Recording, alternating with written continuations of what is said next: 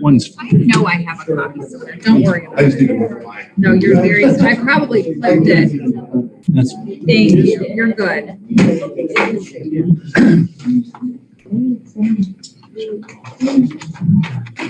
If I put the hammer on, you get to talk again. I'm waiting for Jen to give me a thumbs up. Bear with us. Good evening, everybody. I'd like to call this meeting of the Board of Trustees to order at 6:30 p.m., July 6, 2021. With that, I'd like to do a roll call, Martha, please. Selena? Here. Augustine? Here. Bert? Here. Can I ask everyone to stand to salute the flag? Thank you. I pledge allegiance to the flag of the United States of America and to the republic for which it stands, one nation, under God, indivisible, with liberty and justice for all. Thank you, everybody, for joining us this evening. We've got a lot on the agenda. We're going to try to move forward with it as efficiently as possible. If you're going to be speaking this evening as a guest, I do insist that you come to the podium. It is the only way that people at home can hear you. Sitting in your chair means you won't be heard or recognized by this board. So work with us, and thank you for your participation and cooperation in that matter. At this time, I'd like to make a motion to approve the minutes of June 15th, 2021. Second. Seconded by Augustine. Any further discussion on those minutes? No. All in favor say aye. Aye. That's unanimous. Those minutes have passed and will be entered into the record. And we have fire chief. Yeah, next I'm going to ask Chief Grosenbaugh to come up and bring his candidate for admission into our roles here. Do we want to request to hire? Yeah, you want to request Yeah. that? At this time, I'd like to make a motion to request to hire Brandon Washington as a part-time firefighter paramedic at a rate of $14.35 per hour effective today, July 6th, 2021, and at a probationary period of 12 months. Second. Kalina seconds. Any further discussion, trustees? No? All in favor say aye. Aye. That's unanimous. All right, Brandon, are you ready? I think we'll do it right here in the front so everybody can. We always have to move away. We always have to Wherever she likes. Sorry, Jen and Jen. You want to go right up here? You right here, Brandon, come on over. Sorry. Sorry. Have you raise your right hand and repeat after me. I state your name. I, Brandon Washington, Do solemnly swear do solemnly swear that I will support the Constitution of the United States that I will support the Constitution of the United States and the Constitution of the State of Ohio, and the Constitution of the State of Ohio, and will faithfully discharge the duties and will faithfully discharge the duties of a volunteer fireman of a volunteer fireman for Hinckley Township for Hinckley Township in Medina County, State of Ohio, and Medina County, State of Ohio, during my service in the fire department. during my service with the fire department. Congratulations. Welcome.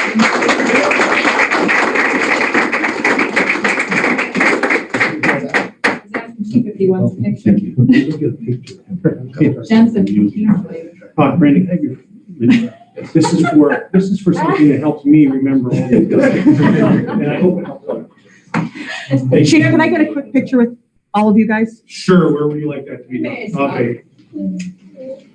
I can't be on camera in this county. That's all right. I live in Cuyahoga. Keep your head down. You got everyone down? Oh, come on, join us. Everybody smile. Great, thank you. Welcome, Brandon. Absolutely. Congratulations. All right, thank you.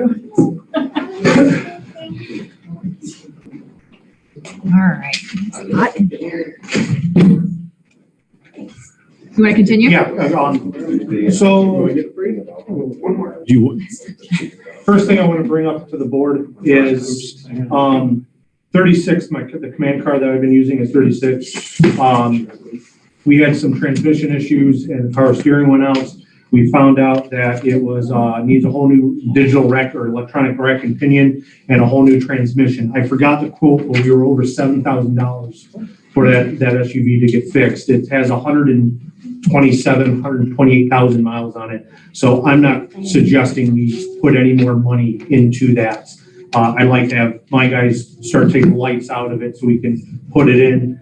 We're in the process of looking at a potential new command car, but I don't have anything firmed up. I don't even know if I can find something within what I want to spend on it. So we're kind of leaving it that till I can figure out what I want to do with the command car. And also working with Mike from the service, potentially looking if I do find something, he's looking at something, maybe get a better deal with 2 vehicles at once. So when I find something else, I'll present it to the board, but I just want to confirm that you guys are in agreement that, you know, we're not going to spend over $7,000 for that vehicle. Mike from the service department said it's not worth it either. So that's where we're at on that 36. Does it still run? It still runs, but it has no power steering. You have to be really traveling to turn it. It's fine. But I'm thinking for a resale value, it has something. yeah, it's Power somebody steering might be will $500 or probably because $600. it has it's that police That's fine. interceptor. So, The transmission's what's killing us price wise. yep. Thank you.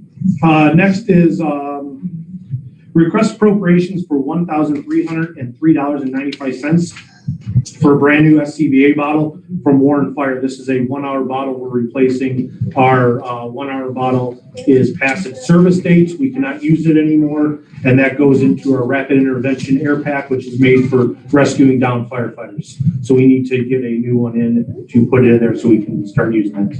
So moved. Second. Moved and seconded. Is there any further discussion, trustees? All in favor, say aye. Aye. Thank you. Next is request appropriations for $639.99 each for 2 desktop computers, $179.99 for a monitor, and $6.59 for an HDMI cable, for a total of $1,466.56 through Amazon. One of the computers will be going in the watch office. The other one will be going into the officer's room. This will be, myself and Jen looked these up. These are basically what newer versions of what we have, and this will actually update all our computers within the fire station. So moved. Okay, I'll second that. It's moved. Any further discussion? Yeah, well, I guess we'll jump into You guys are here. Guess what's going to happen? right. We'll jump into our next conversation when In a few our moments. representatives from Lighthouse Okay. talk about that. So which 2 is that replacing then? It's Chief? going to add one for our officer's office that we do not have because we took that clinic and made it the officer's room. Right. So they've been using their own or dragging around a laptop. Okay, And the so you're now laptop plus 1. Yes, and then the laptop that we actually have workstation in the watch office is actually going to the training room because our training room laptop is so old. So it'll free up desktop space because we have that whole workstation taking up the small counter in the watch office now. So, and we're reusing the TV, the keyboard that's on with that system to go into the new tower in the watch office. So that'll be able to run, be able to have 2 members working on reports simultaneously in there. Sounds more efficient. Yep, it will be, yes. The item's been moved and seconded. Any further discussion? All in favor, say aye. Aye. That's unanimous. Motion is passed. Thank you. The next is to request appropriations for $82.99 for a Cana Kit Raspberry Pi 4 microcomputer from Amazon. Our dispatching software we have that's on our phones, and it has linked. We're hooking this mini microcomputer up to a TV in the hallway leading from the cruise quarters to the bay, and it'll show any dispatches we have. It'll show scrolling messages. It'll show events that we have, our training schedule. It'll actually show training videos on there. And then when a call comes in through dispatch, it flips to the emergency screen and it'll actually map out the routes of where they're going. So really quick, they can reference if they're going into Brunswick or Granger or just down, is it east or west off Ridge Road? They can look at it really quick and it'll be on there running the whole time. When I spoke to the this I Am Responding software, which we've had for years now, they said you either hook it up to a main computer right there or you get one of these Raspberry Pis, to hook it up there and it just will run this program the whole time. Internet connected? Yep. And the station was set up to, Yeah, the station is set up to have several of these TVs through the station. We're going to get one to try it And if it does, we're planning on potentially putting one, maybe two more throughout the station to meet the needs of how the station is kind of set up for this. The program actually is, if anybody's responding from home, they actually can click on their phone and it'll pop up going, hey, Chief Grosma is responding from home, so that as people are looking at it or people are coming in, they can see if there's other people coming back to backfill the station.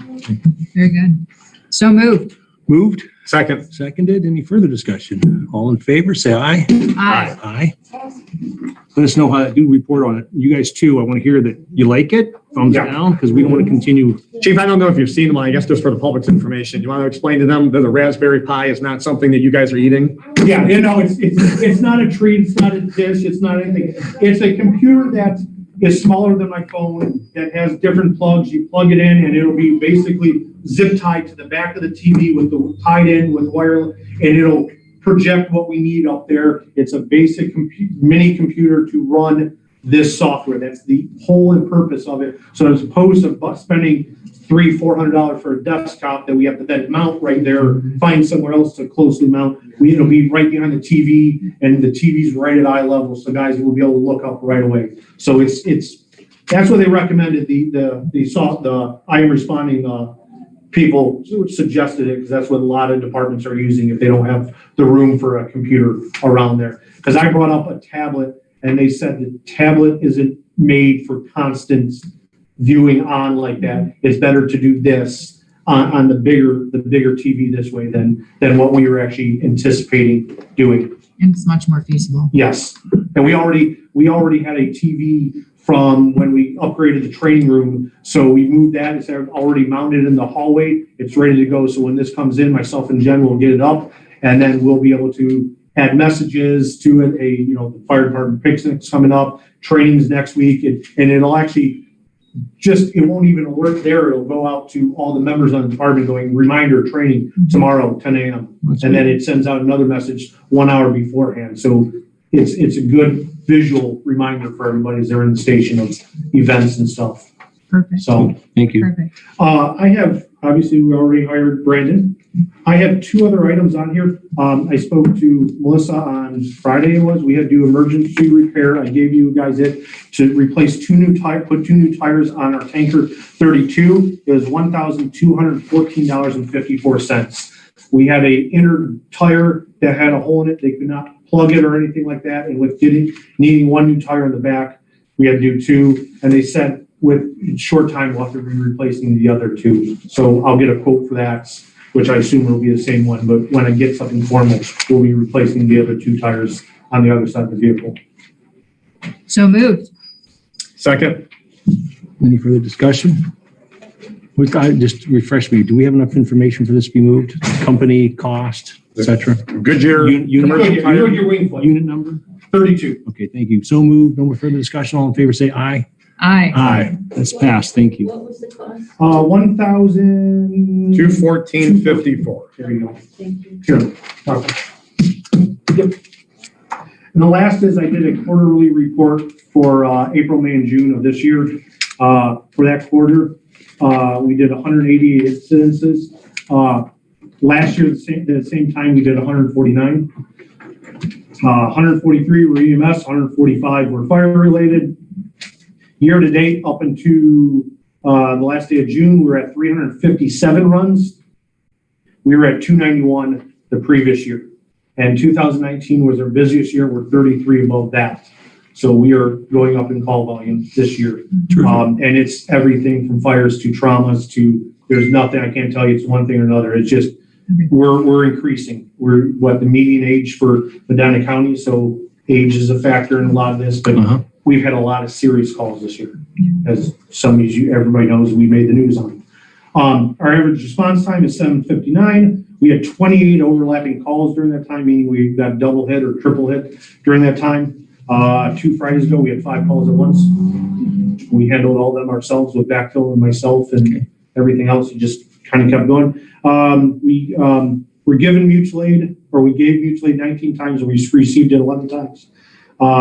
Brunswick, we transported Brunswick to Cleveland Clinic, Brunswick 39 times, Medina 7, Southwest Brunswick 12, UH Parma 6, Southwest 27, We had 7 lift assists. We went to Metro Brecksville 4 times, Metro Main Campus 3 times, Metro Parma once. We had 17 medical refusals and 5 MVA refusals. We had 2 cardiac arrests, 4 traumas. We had non-STEMI chest pain, 2 of them. We had 7 behavioral psych issues, 1 STEMI alerts. We had 3 stroke alerts. We had 17 suspected overdoses or some type of ingestion.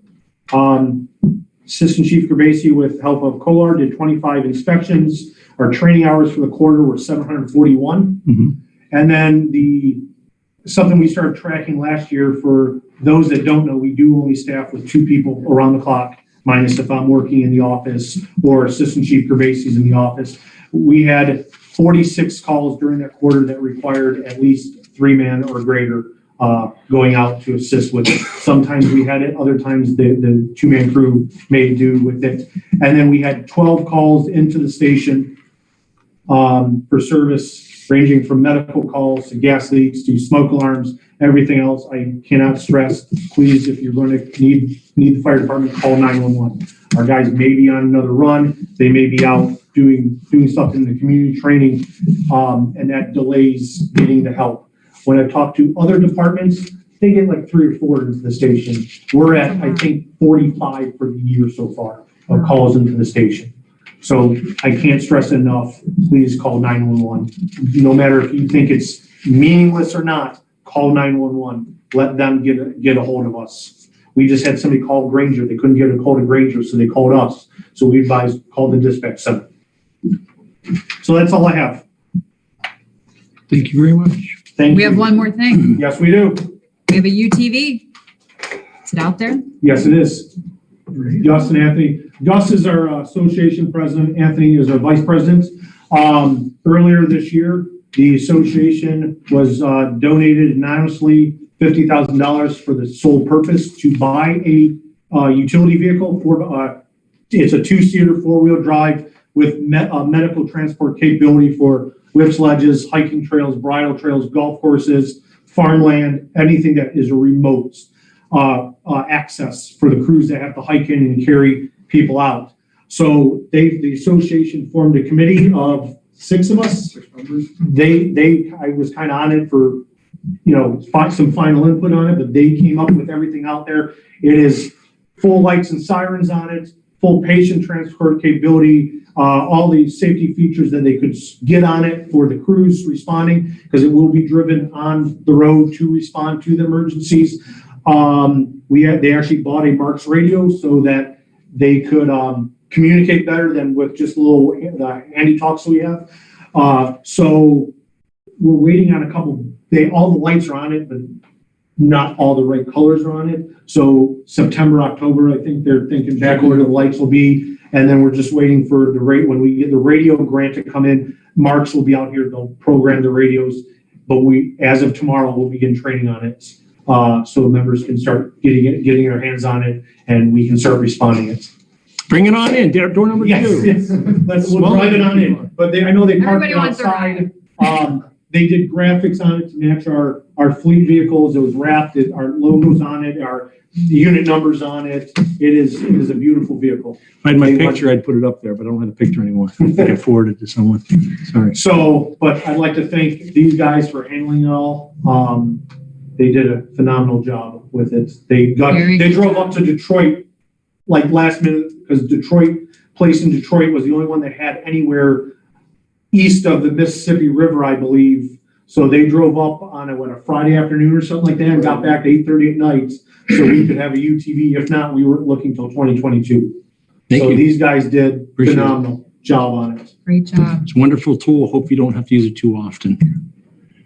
One more thing. I want to commend you and the police department for a response to one of my elderly neighbors about 4:30 in the morning. Great response, good turnout. It was fortunately a false alarm, but they didn't know any better. They did the right thing calling 911. So thank you both. Thank your team. I don't know if any of you got Lake Crest Boulevard response about 2 weeks ago. Came in a smoke in a residence. Appreciate it. Luckily, it was just a false alarm, but our whole is filled out, and we had all the help coming from the different departments around us. Luckily, I'm glad it was just Yep. There's a picture of it on there. There we go. Good job, Jen. Well done. Use that Good thing camera to she's zoom in here. on that picture. So I'd like to- So, Melissa. At this time, I'd like to make a resolution to accept from the Hinckley Fire Association 2021 Polaris Ranger XP 1000 North Star Ultimate Edition Burgundy Metallic VIN 4XA RRYN, 991 M as in Michael 845-4608 with Kimtech Medlike Transport Deluxe, Motorola APX 6500 radio, Wendland light and siren package with install. Thank you. And obviously our Hinckley custom fire graphics at a total cost of $42,797. Second? Seconded. Any further discussion? I think we should probably have a vote on this one. What do you think, Martha? It's a resolution. Alina, Yes. Augustine. Yes. Bird. Yes. So moved. Passed. Great Thank job. you. You guys. Thank you, Thank you guys. guys for pulling that in here. Thank you for Thank you your very efforts, much. and I know the individual wants to remain anonymous, but certainly thank you to the generosity of the members of our community to be able to donate that to our township and have that serve the residents. I mean, He it's did see it, like, we did get to show him that, and he was very impressed with it. great. So, I'm glad you were able to do that. yes, we were too. We were hoping that the goal was to get it as soon as, before it was donated, so he could see that. I just want to let you know in the next, potentially early August, you guys will have the other donation of our grant from Firehouse Subs for the battery operated extrication tools. We just got the email saying they are in the process of being ordered to set up our training, because we get a free training with it. And the Firehouse Sub manager from Strongsville, they bring in the manager to do a little PR with it. But once I have a final date, I will present it to the board for the acceptance of that. And it was a $26,000 donation. That's unbelievable. Thank you. We are over $100,000 in grants/association donations to the fire department this year. And we should be hearing something on our AFG grants from FEMA for our new air packs in a couple weeks. And we made it far into the process. So fingers crossed on that one, because that could be a massive grant for us. Great job. Wonderful. Thank you for the updates. Keep it up. Thank You you. guys keep up the great work. Thank you, guys. If Thank you you want to for coming in. dismiss them, they're welcome. They Very good. Am I good to go so I can go meet Yeah, with just Brandon? grab this for me. keep your phone handy. Something really critical. Yeah, no problem. Anybody have any questions for me before I cut out? Thank you, guys. Thank you. Thank you, Chief. Thank There should be a copy See for you guys. Brandon and a copy for ours. Thank you all. Welcome, Brandon. Thank you. Thanks for having me. Thank you. Is that the copy? Oh my God. Yes, ma'am. Thank you. Thank you. Next on our agenda is going to be Lighthouse Solutions. Ms. Apologize Kathleen, for would the you like delay. to take it over? Sure. Okay. Well, thank you for coming in this evening. Just to bring the citizens up to speed, we work with Lighthouse Solutions Group, and they manage a number of things for us. Some technology here, our antivirus, anti-malware, threat detection. They handle remote monitoring. Anybody that works with the township, you know, Ms. Peterlin's actually the one that runs the township, and when she has technical difficulties, she calls. She will reach out to these individuals who help her with that. And they also handle our backup of a lot of our public records. So they wear a lot of hats for the township, and we've been working with them right now over the past, it started a little over a month ago, just to try to get a handle on where we're at in terms of the technology audit, and what devices that we have, what devices that we probably shouldn't have on our records anymore, and then looking at not only the administration here, but also the fire department as well as the road department. So I will turn things over to you gentlemen. I'll let you introduce yourselves. And we did an audit back, I don't know, it was over a week ago, I guess. 2 weeks ago, we conducted an audit, and they went through, checked every device, checked all the serial numbers of the devices. And and you're here with us now to explain a little bit more about what our current services are, what your recommendations are, as well as recommendations for potentially additional protection for the township, which, seems to pop up in the news almost daily anymore. So more frequently. So, my name is Jeff Part with Lighthouse Solutions Group, and this is Curtis. Curtis has been on, he's the guy that comes down here most times. yeah, Curtis and I spent some time together looking at computers. Did you have any questions on the audit and where you are with equipment today? You know what? I just for me, I really appreciated the time to come in and go through things that, we had some questions just because we thought we only had one desktop. We didn't realize that actually the Zoom room runs off what would be considered the other desktop. So that's when you're looking at this, that was, I think, one of the main questions everybody has. What's the second desktop? Well, it's right in there running the Zoom room. So, but really that answered all of our questions that we had in terms of the devices. I think that, we're, at least administratively, we're up to speed. I don't know with the fire department and the road department where that's at. Obviously, it sounds like based on this evening, there's going to be some other things to look at with the fire department. They currently have 7 devices right now. The road department only has 1 device. We have 5 here at the administration building that you guys are covering. And there's a couple of other devices that are not protected. The trustees' computers, I don't believe are covered by them. I know mine is not, Melissa's is not, Trustee Burns is not.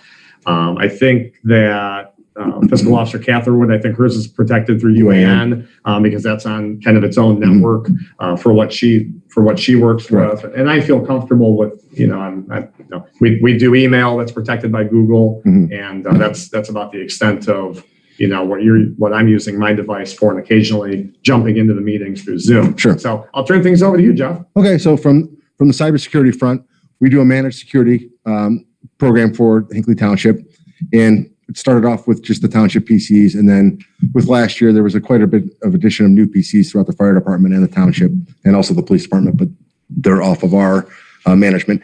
And the managed cybersecurity program handles antivirus and anti-malware, threat detection, which covers the gaps if any virus or malware gets through.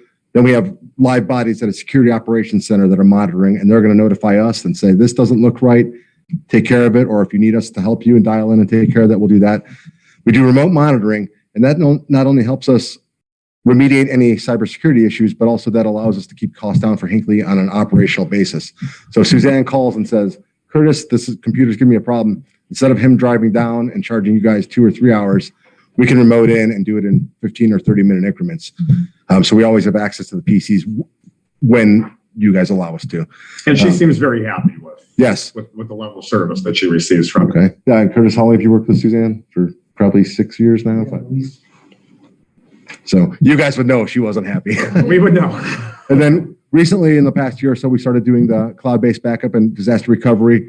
I think we do that on 4 PCs here. Ideally, we want to get everybody's PC that's on the Hinckley network up and running, and that's something Curtis and Brian can work with you guys on. But that gives you the full coverage. The one area we're lacking or we need to address is the firewall. The current firewall is obsolete. There's no new updates being brought out for that. So I've provided a quote to you guys for what we would recommend as new firewall, but anything in that business class firewall that's up to date with three or more years protection would be ideal. And that would fill the last big hole that you guys have here. Okay, so this quote includes that firewall? Nope.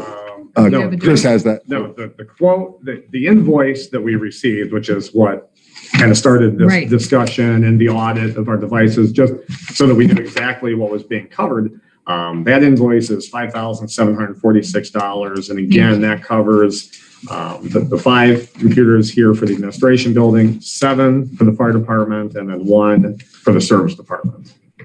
And that dollar amount includes all the items that I just provided a brief overview on. The whole host of services. Yes, as well as the manpower built in to manage that.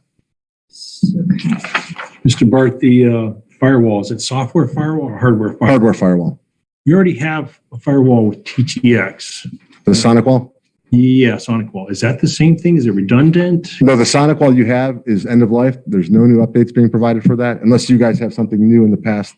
But you guys didn't install that. We did not. That's been here since we've been working. TTX did. So I guess what I'm getting at, we do not need 2 hardware firewalls. No, that one is a true statement. That is correct. Okay, thank you. So I need a clarification. Yeah, sorry about that.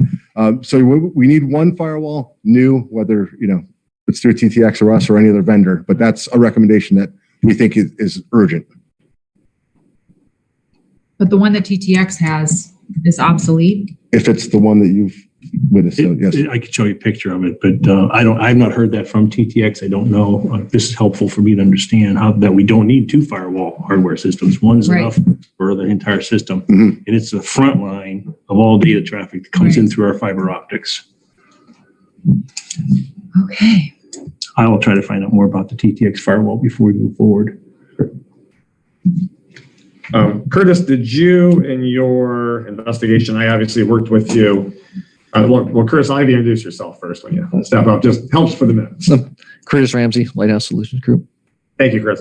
Obviously, we worked together for the administration audit. What were your findings with fire and the service department?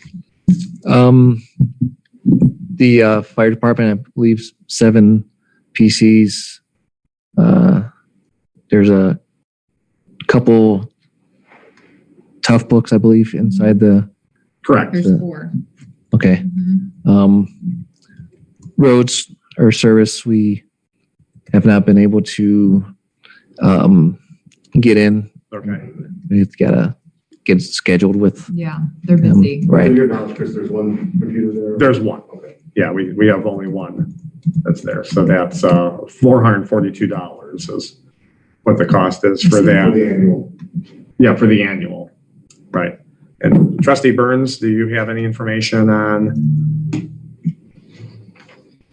that one PC is obviously the one that that Mike Bahari is using? Nothing more than we've discussed. The PC at his facility is ancient. He does use it. It does connect to the internet. It does have the vulnerabilities of any computer that connects to the internet.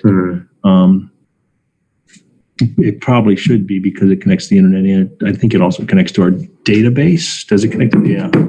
Most likely, if he's on the network, he'll have access to that. Yeah, that's what I'm fearful of. Leaving one open hole like that is dangerous to our whole system. Yeah. Right. Absolutely.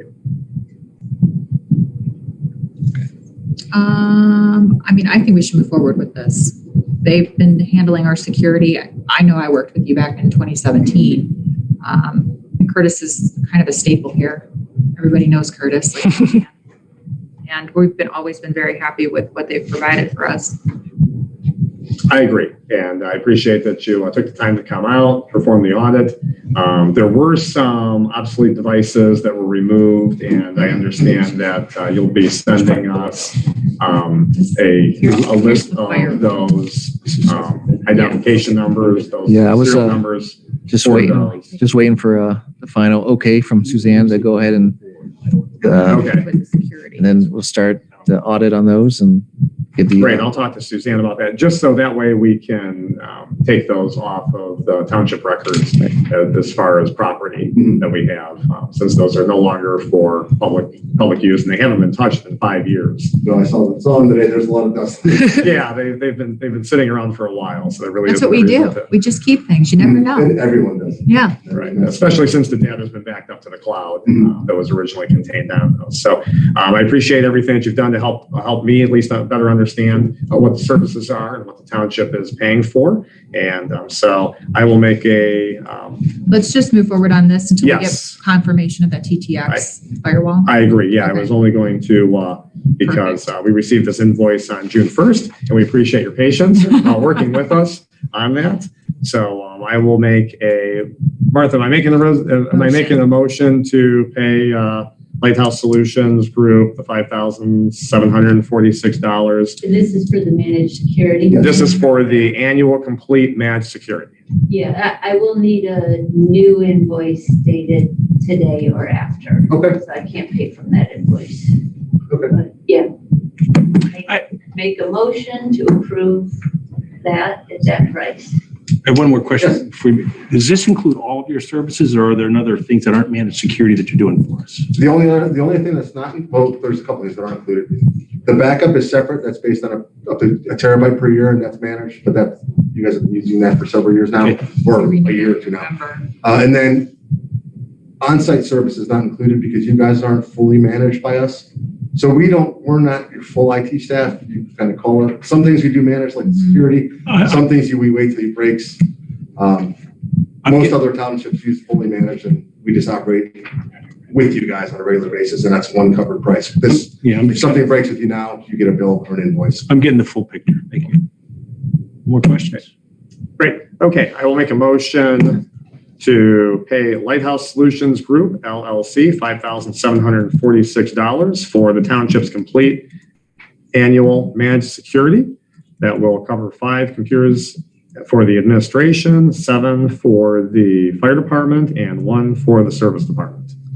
And what is the terms? What's the start date and end date of the, is that an annual contract? Yes. And when does it begin and when does it end?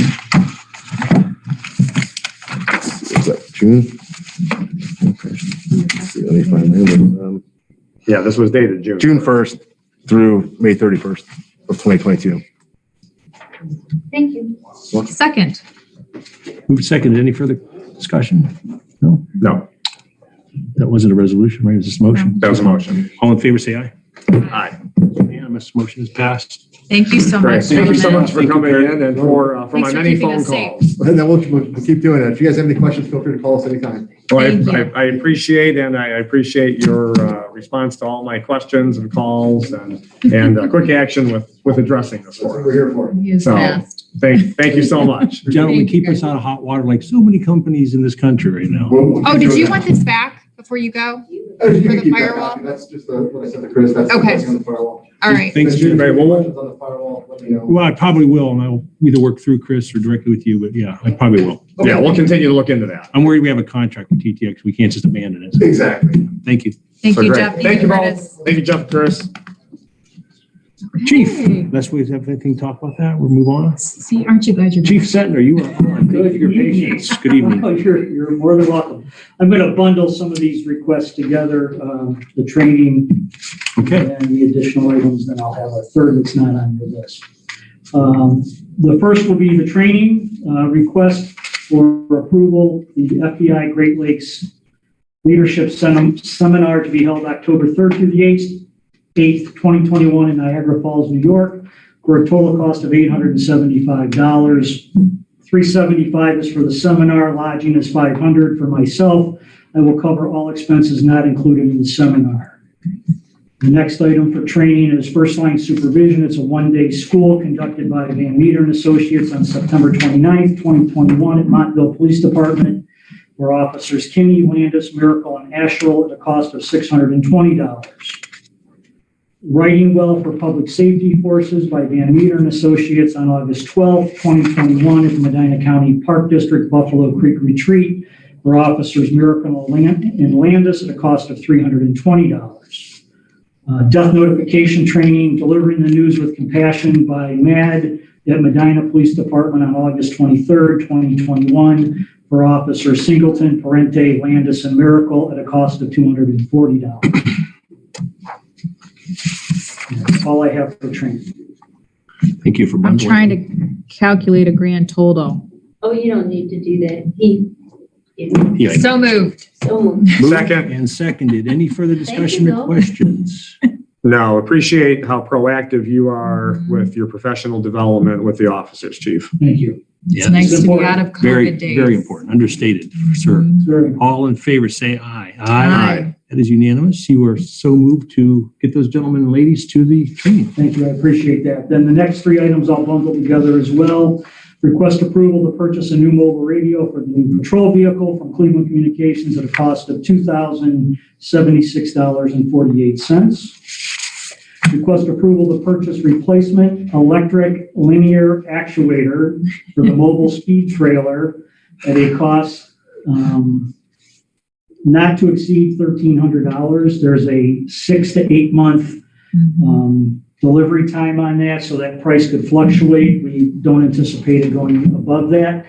To explain what that is essentially a little electric motor with a piston arm that raises the speed sign up and down.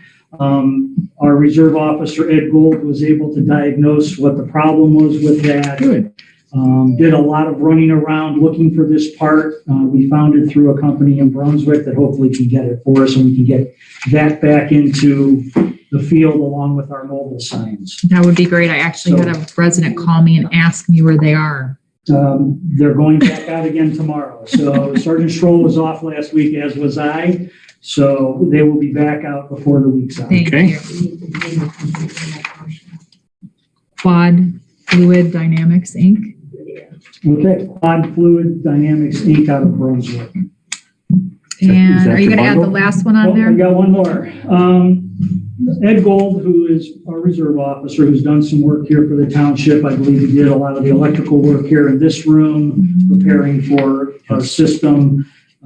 Again, who's a reserve or auxiliary officer for us.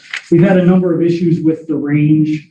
The walls have caved in a little bit at the back end of it. We're getting raccoons and skunks and other wildlife into the range.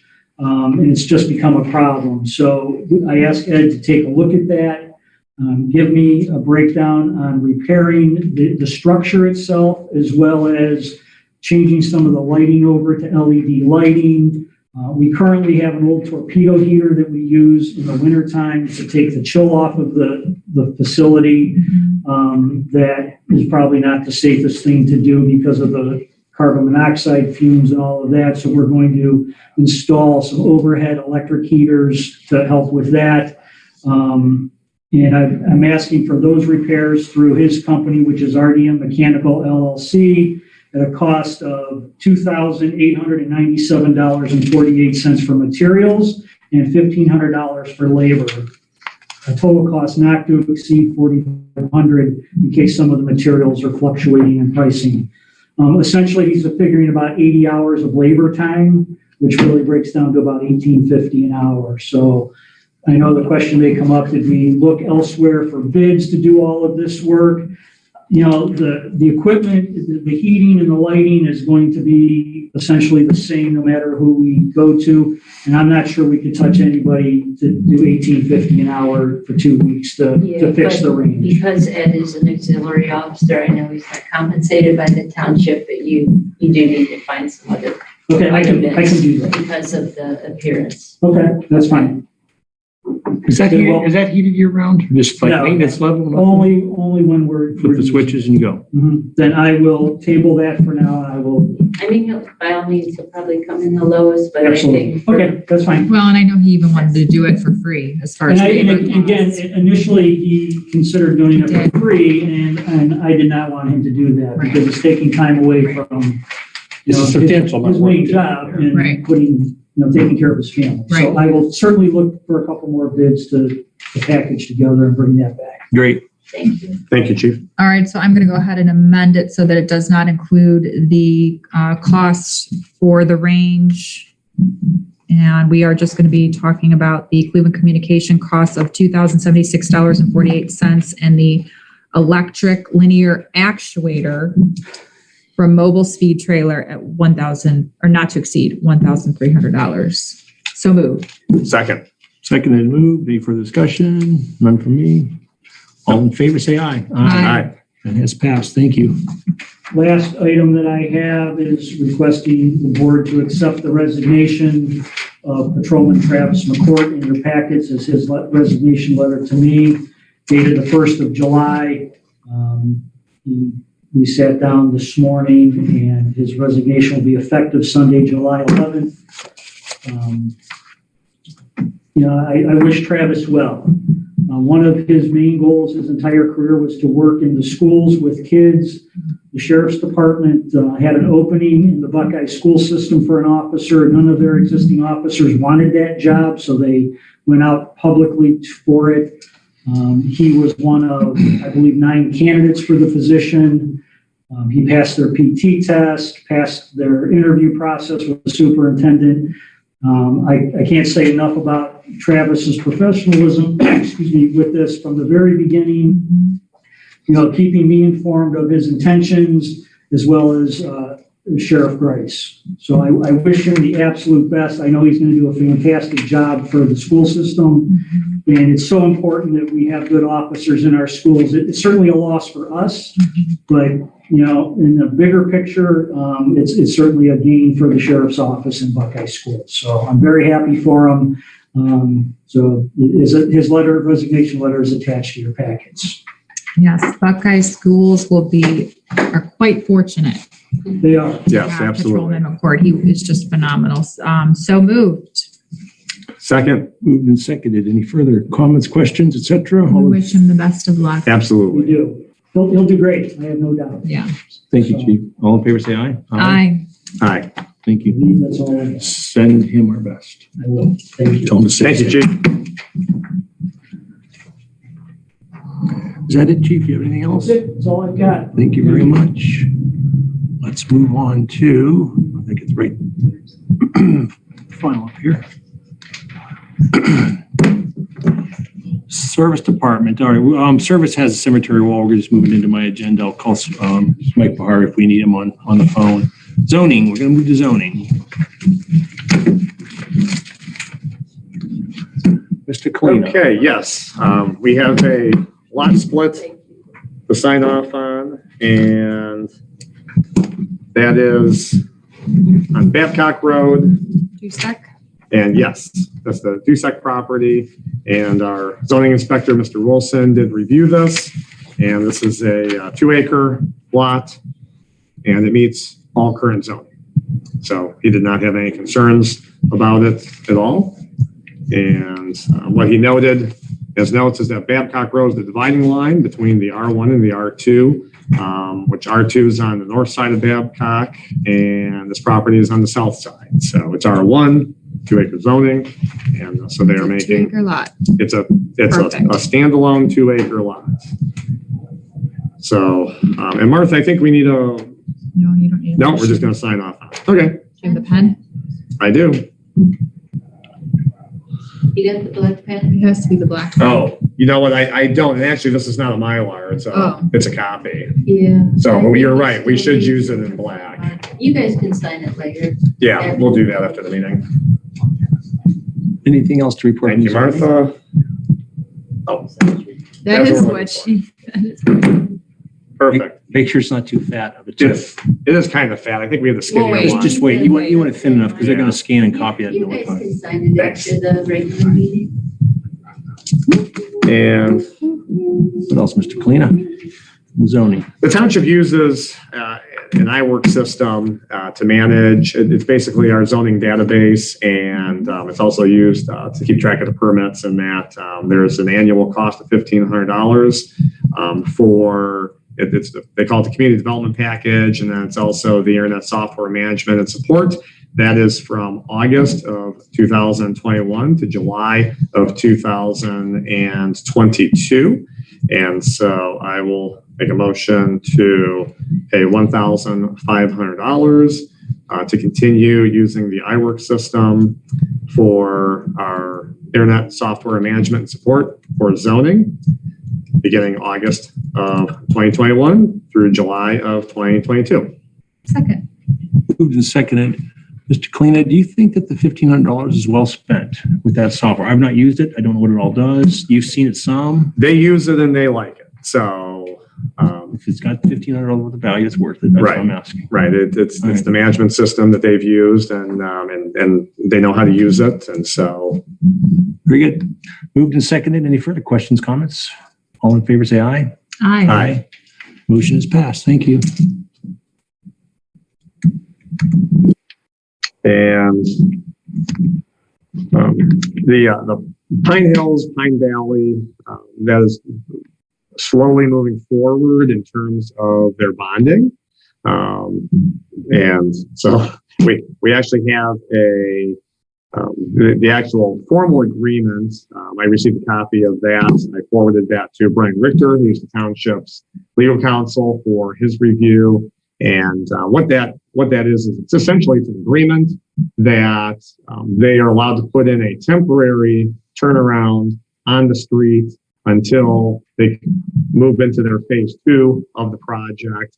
And it's providing the township with $51,000 and some change, so that if by chance they fail to move forward with phase 2, we're able to remove the temporary cul-de-sac and put a permanent cul-de-sac in there. So that's the purpose of that. So far, in the form of a bond. That is correct. And so right now, Martha, what I have is what we did was we took the exact same language that we used for Redwood and just changed the dollar amount and changed the names, and that went to Mr. Richter. And so we're in a slow holding pattern on that one. But they understand that has to be in the form of the bond. So they're researching that. So I just wanted to provide an update on that because I know we talked about that. Maybe it's been 2 months, and I'll give updates afterwards. Finalize, they will have to provide proof of the bond from the insurance company, correct? I'll make sure I'll make sure they know that. So, and that's what I have right now under that part of zoning. Thank you. Thank you. Cemeteries, we're gonna move to cemeteries. So we don't have a quarterly report yet. We'll try to get it out for the next meeting. Ms. Peterlin was very busy with preparations from this meeting and all the other activities in the community. Before you have a letter, looks like this from a Mr. Zamatis. We're gonna kind of table this, but I'm gonna bring you up to speed, find some more facts out tomorrow when he comes in. But he and his wife purchased or selected 4 lots several years ago when he was a resident of this community for about 15 years. 2 of them are paid for. 2 of them, I think he might be coming in to pay for if we permit it. And that's the details of this, where we are going to table this until all the details are worked out. He's looking to acquire 2 additional plots for the spouses of the 2 daughters that have those other 2 plots. I need to find out more from him what his intentions are, and then we'll discuss whether or not we're going to permit any of this, except for the 2 that he already paid for. And the daughters don't live here either? They do not. Okay. But you got I'll feed you guys details as I get them, the facts. Okay. And then we can bring those facts to the public meeting at the next round and we'll move forward or not. Okay. Very good. Thank you. Yeah, I spoke with him today and I think this has to happen so that we understand his full intention. So the Okay. message to the public is if they want to spend eternity in Hinckley Township and they're thinking at some point in the future they may no Buy longer more. reside in Hinckley, they should purchase their plots now. I would suggest that. Okay. Next item on the agenda goes to this comprehensive plan update discussion that we wanted to have with our community, our citizens. We've had a lot of discussions in several of these past meetings about what we're going to do with the comprehensive plan and adjust this guidebook to serve the community's interests better, and adapt and create a comprehensive plan that might look more like today than it did in 2015 when this was published. One of the suggestions I would like to make, and I think Mr. Kling is already working on it, is getting a fee structure from a professional services company like OHM who can help guide us through this process. That'd be one of the steps for us to consider. You guys can chime in at any time if you want to add to that. We'd invite him into a public meeting, and they could address the public and us about, what they're going to be able to do for us on these targeted areas of this comprehensive plan update. The ideas that I have for comprehensive plan update targeting is senior development anywhere in the township, let alone the west corridor. And the other issue was the acreage changes to our zoning and how that, if you have other ideas for them to consider targeting, I don't know of them, I can't think of them. What else? I would agree with you. Yeah, from that, we would consider setting up a community task force of volunteers that would help us, just like we did in 2014, build these changes to the comprehensive plan. A committee.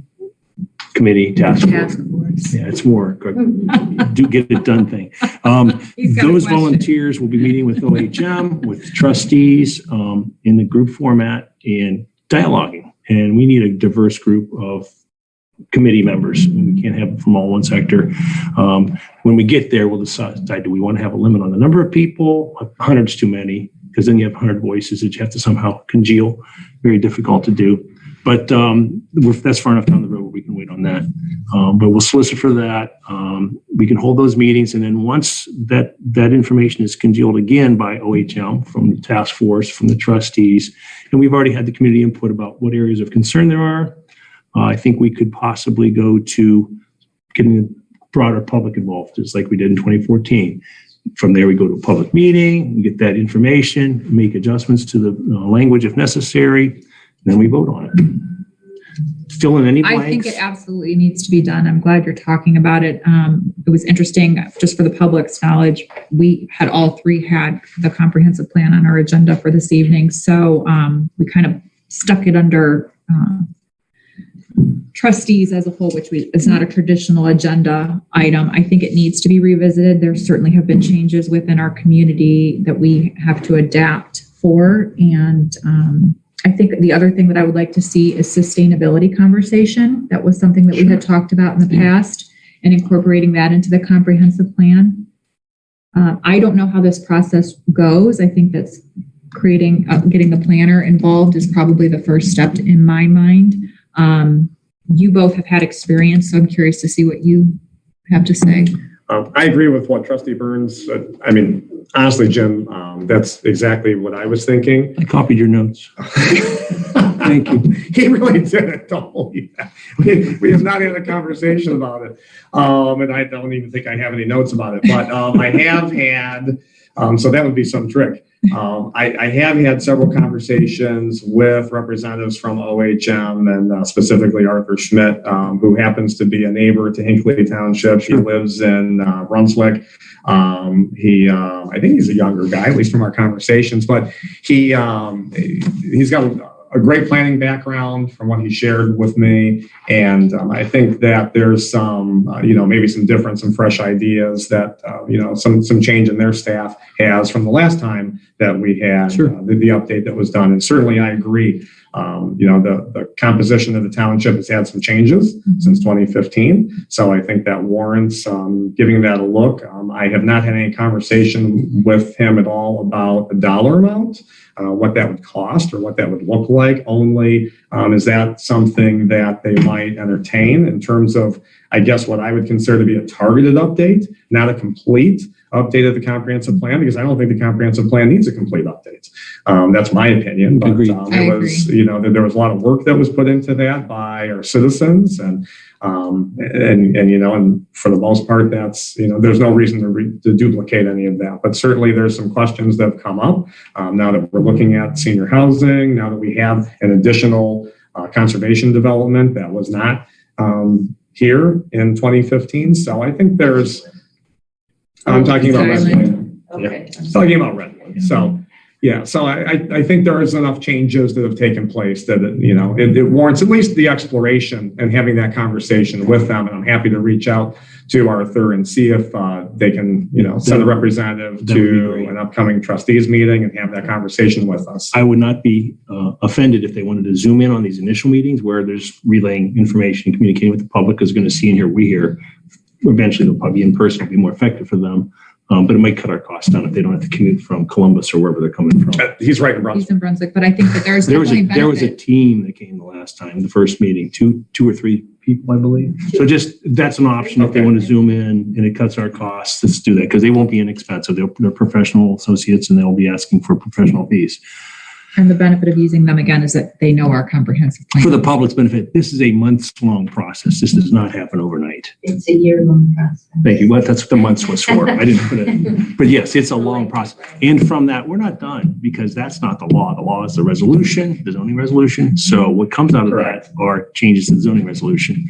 That's the bureaucracy of our government. There's reasons why we have bureaucracies, how inconvenient they might be. It's a checks and balances system. And we have to follow those checks and balances. And the comprehensive plan supports the zoning resolution. Right.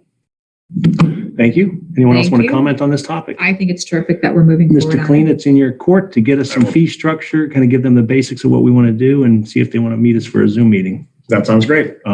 Maybe just to say, can you tell us more before we move to hire you? Okay. Right. Thank you. You are up again. Please, Mr. Cleanup. For administration and zoning, yes, I'll just provide some zoning updates. We right now, in terms of in-house, our zoning inspectors, really what we're focusing on is taking a look at some of our outstanding zoning violations that have been dragging on for a while. Had some conversations with Mr. Richter about those, and so that's something that both of our zoning inspectors. We have a zoning inspector and assistant zoning inspector. I have them working with Mr. Richter on right now. Just we met and kind of went through the ones that really need to be addressing, and it's not a lot of them. It's a couple, but and then we get phone calls about some of those. So those are being addressed. Is what I'll say with that one. And actually, you forwarded one of them to me about a container that's close to the road and quite visible. Just got that update today. Thank Tom for me. Oh, I will do that. The Board of Zoning Appeals continued their hearing until July 28th, and the Hinckley Township Zoning Commission also continued their public hearing. That'll be, I believe the date will be August 4th. They are waiting on input from the Medina County Department of Planning Services. So we have just a series of continuations for this month. Thank you very much, Trustee Augustine. Very good. And I do have, I don't know where to insert this. I have to amend the resolution that I made. Yeah, go ahead and do it now. Okay. Thank you. Do you have the paperwork that I have it. I wrote it up. I'd like to amend resolution 051821-01, approving general fund training appropriation of $2,200, amending that to $880 for Trustee Augustine to attend the Leadership Medina County Training Program. The reason that I'm requesting that to be amended is because Trustee Augustine received tuition assistance to participate in Leadership Medina County at a total of $1,320. So that reduced the township's obligation down to $880. And we received invoice number S2022-5. Martha, does that take care of amending that? And more. Seconded. That's all I'm going to say. Any further discussion? We're good. All in favor, say aye. Aye. Aye. Abstain. So moved and so amended. Trustee Augustine, congratulations on receiving, we'll call that a scholarship for you. Thank you. Thank you very much. I was pleased with the outcome. Okay, so I'm going to jump ahead. We already took care of the UTV, which I'm very excited about, from the Hinckley Fire Association. You have on your agenda discussion about fire wages. We're going to table that, but please keep your documentation for next time. Sure. And I'd like to make a motion to go into executive session to discuss police wages at the end of the meeting, much to Chief's settlers. We'll second that motion. Do I? Any further discussion? We'll go at the end of the meeting. At the end of the meeting. Okay, then this will be tabled until then. All right. Do we want to vote on that? Yeah, we do. I just want to let the public know that we may come out without any decision. Is it going to be a long meeting, do you think, too? No idea. Okay, so you can sit here if you want. We can't promise you anything. All right. We should probably vote on this one since it's a executive session. Melina? Aye. Augustine? Yes. Yes.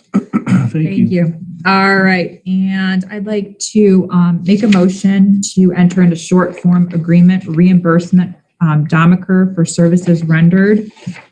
Domaker is the architect that we chose for the police station addition. And they went above and beyond by giving us more time walking this facility and giving us concept drawings, which I actually have up here on the table if you guys want to take a look at them after the meeting, to potentially use this building as the police station. So if you guys are okay with that, I'd like to. What is the total amount though? We don't have a total amount. The rates are for Aaron $145 an hour and Eric $120 an hour. I don't have a total. I guess so what I wasn't clear on. So are these retroactive rates or is this moving forward? Where are we at? They are retroactive. It's reimbursed. Well, you can't make the motion without them submitting their hours. Okay. Yeah, so That's I think fine. we're gonna have to table this one also, unfortunately. That's okay. I thought you had a bill, a actual. Nope, statement. I just have a short form agreement. So we will table that then until we get some hours from them. And the prosecutor's working on the contract too, so we can maybe do all of those at the same time next meeting. Thank you very much. All right, and my last next piece of business is to discuss proctoring with Miss Amburn, who is next to my right here. She just wants to make sure that we're not having her be a part of the proctoring if it's not necessary, so that we're saving funds, township funds for other things. How are you guys feeling, especially you, because you're handling all the BZA and zoning commission meetings? And I appreciate Trustee Burns stepping in.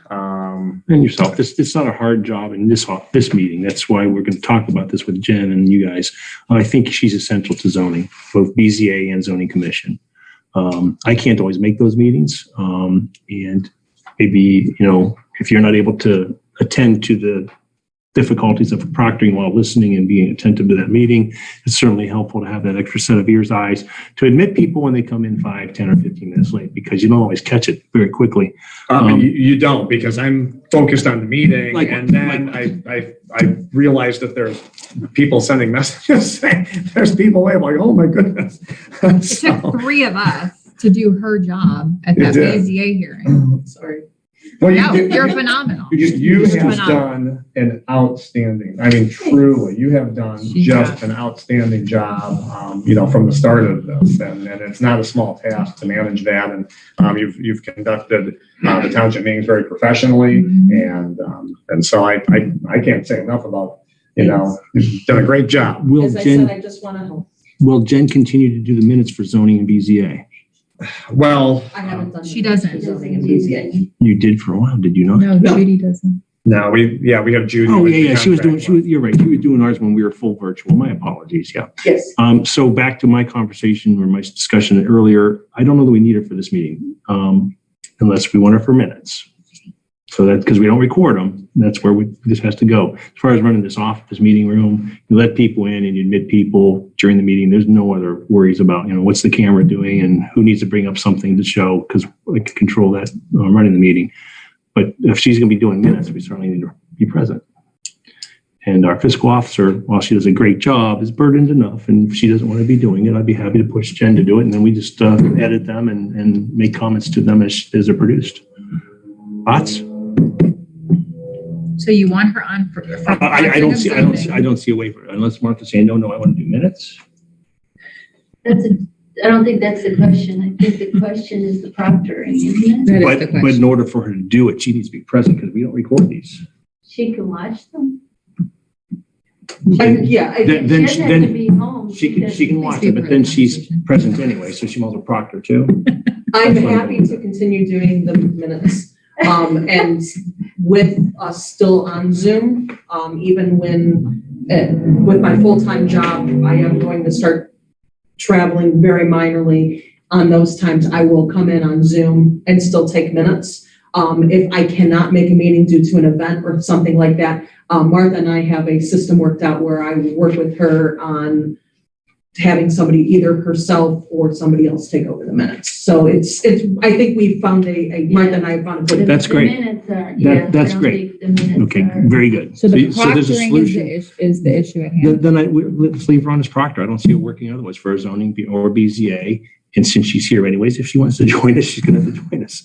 We've always found a solution where you've had a commitment, you can't make it. Somebody's filled it in. Yes. Martha's taken the minutes. One of us has run the meeting. So that's still doable.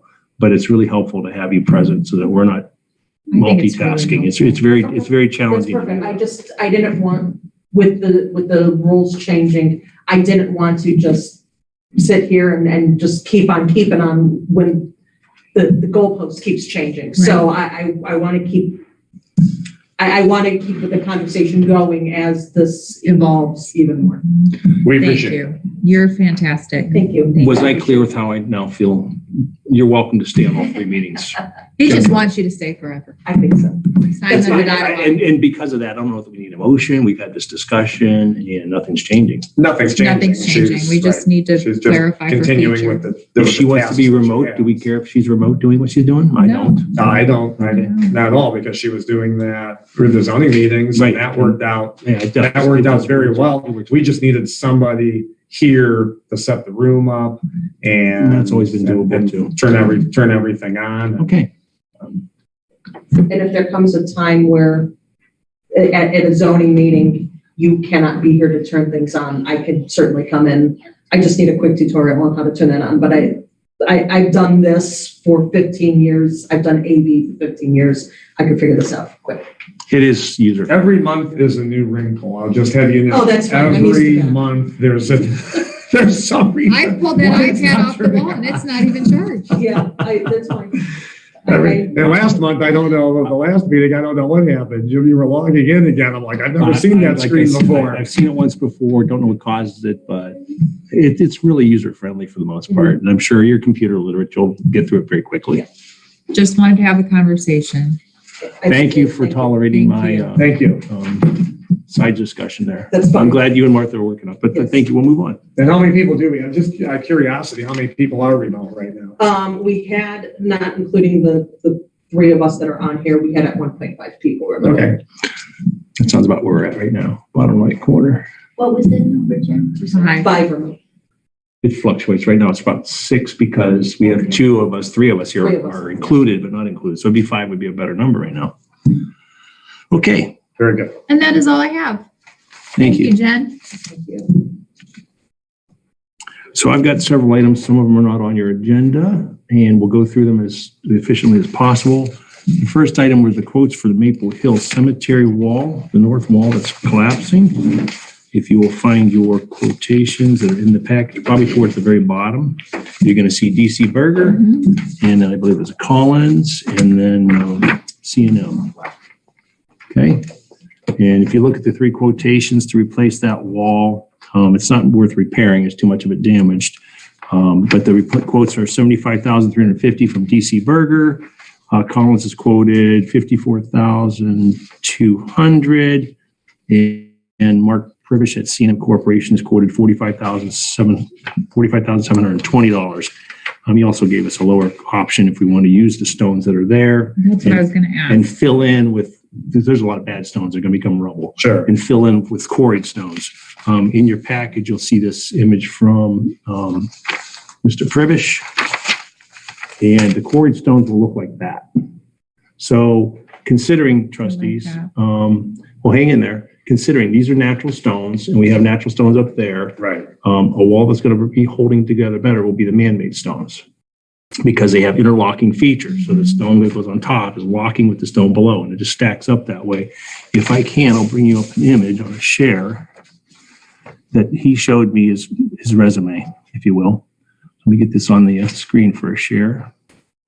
But going that way, we have 2 quotes from C&M. One was for natural stones, one was for man-made stones. He's the lowest bidder both ways. Get myself to the Zoom room here. Bear with me, please. Share the screen. And there's the wall. So I believe this was done. Can you guys see this here? He's got a lifetime warranty on his work. Click that on. Jen, yeah, just give a second. So this is up in Independence. It's a 1,000-foot wall.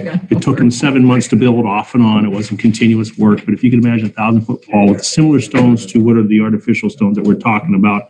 Mr. Pribish and his crew have worked in this township for a few other projects, so we do know him. But here he's just showing off his prowess in building a phenomenal large wall for the city of Independence. Okay? You have to usually get closer to turn them on. They turn off from a distance, but that's why I didn't turn on You for have to me. get under it. That's normally what I do. And just watch the wires as you come back. So that being the case, if there's any trustee discussion about whether we want to go natural, which you see up there, just imagine the bad stones are going to be replaced with those flatter stones of this image here that I showed you. And they're going to be interspersed. It's not going to be all flat and then these big, large blocks that are already there. He said he would intersperse the big, large blocks through the array. We just need to decide which way we want to go.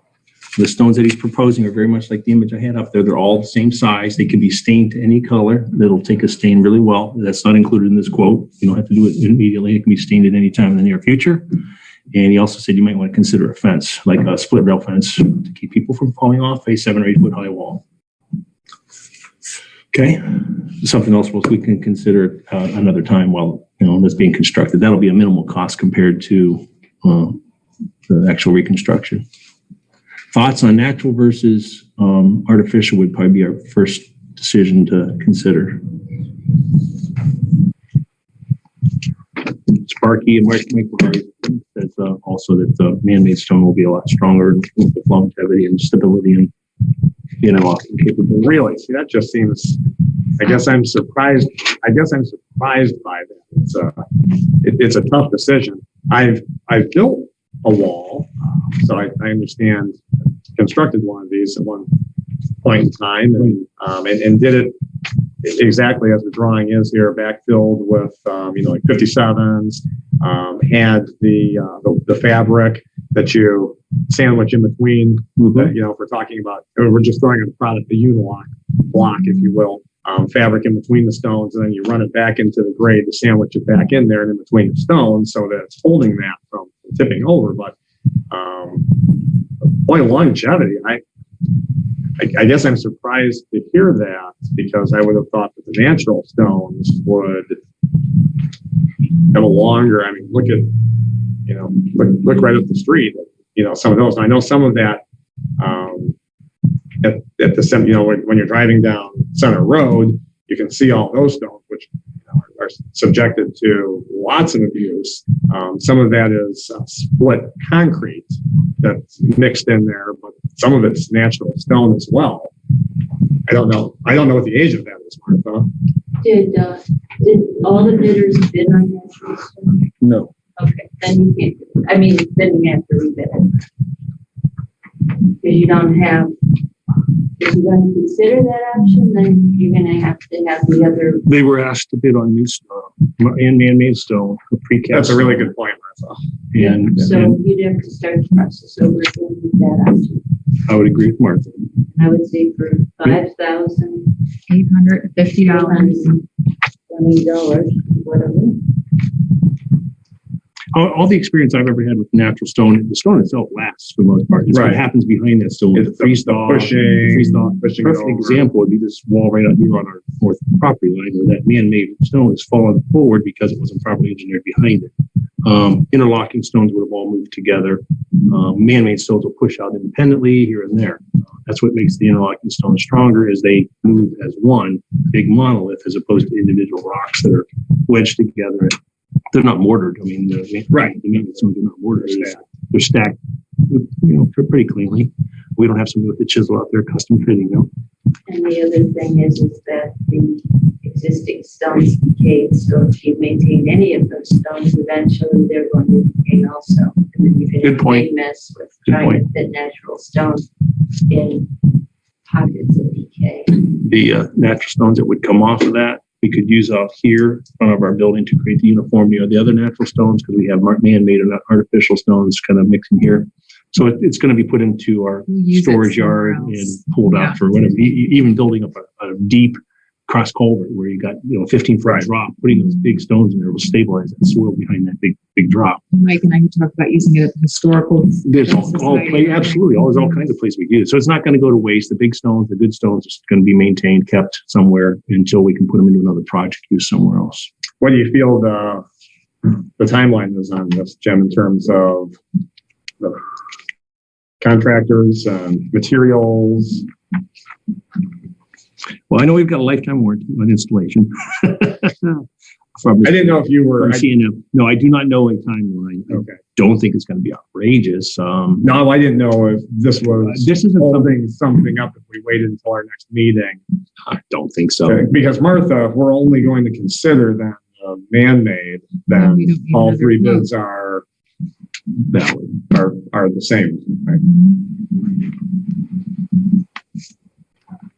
Yeah, and I've spoken with Suzanne and Jim, and so at this point, I would recommend taking $12,000 out of cemetery and the remainder out of the improvement of sites line for cemetery. That money has been set aside for this for several years.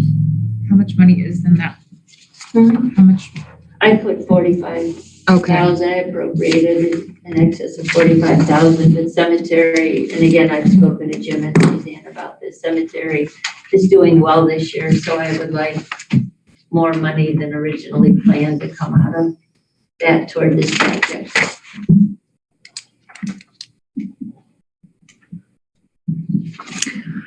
Well, the thing that shows, I mean, right off the bat, obviously, C&M Corp is a lower price, but I'm not, are you seeing a warranty anywhere else? No.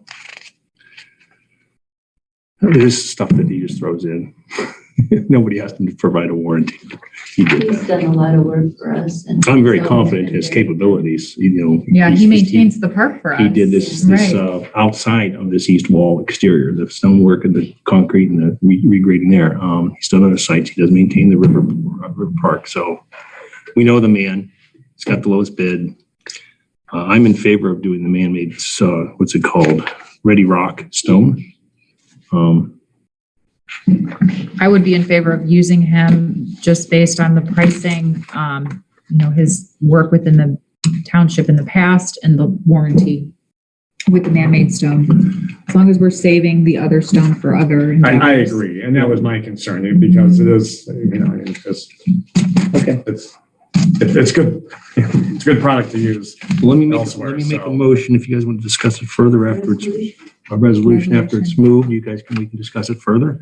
I'd like to make a motion to hire C&M Corporation to rebuild the cemetery, Maple Hill Cemetery wall, north wall along Route 303 per his estimate number 891, with $12,000 coming from the cemetery fund, $33,722 coming from the improvements of sites fund, for a total cost of $45,720.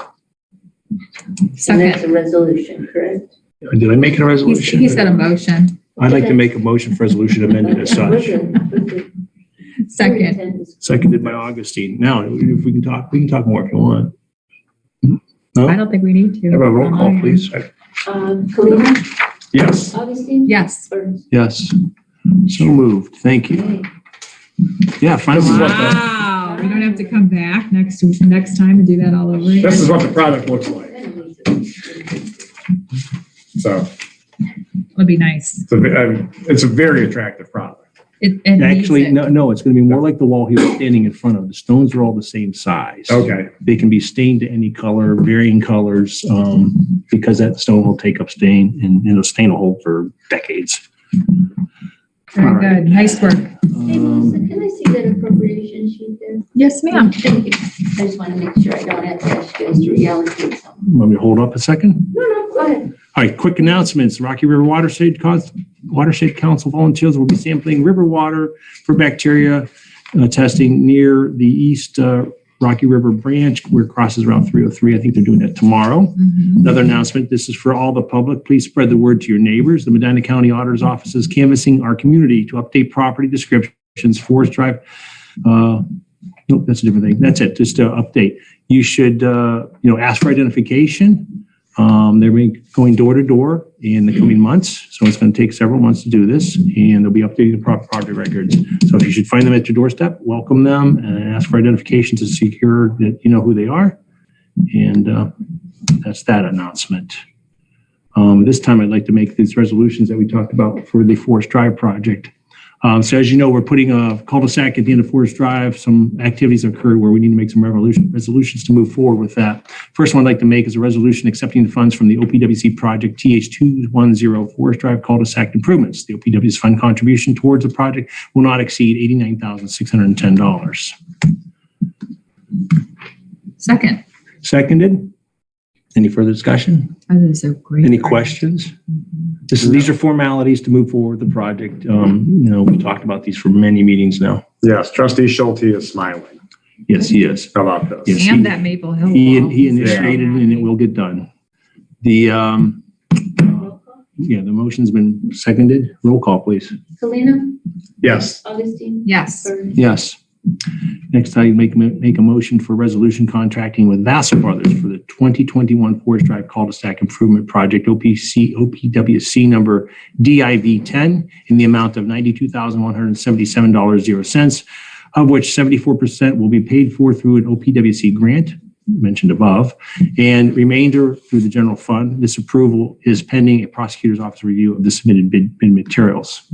Second. Seconded. Just for discussion purposes, you have the bid tab. They were the only bidders. They were it? They were it. That's, so we only have that choice. They came in under the They came under the engineer, so it's all legitimate. And we had So a we're second motion. Paying roughly about $2,500 because the rest is granted. No, it's still a percentage of the total. It's a percentage. Okay. They will, Closer I'm to 23,000, 24,000. gonna ask Siri for an exact number if you want. No, I was just curious. Yeah, it's 74% of the total bill, Okay. not to exceed 89,610. So if it was a more expensive project, they would still not pay more than 89. Okay, seconded. They're not paying, just to make clear, they're not paying the 89,000. They will pay the 4%. 76 or whatever, 76,000. That's at 74. We've got a second on the floor, and any more discussion? Have a roll call, please. Kalina? Yes. Augustine? Yes. Yes. Next on our table. Thank you, Jim, for, Yes, good work. thank you for jumping in on that. I'm That was, I'm carrying a ball that's already rolling downhill, so it's been easy for this one. I know, but I looked at that. There was a lot to that. Mhm. All right, thank you very much, everyone.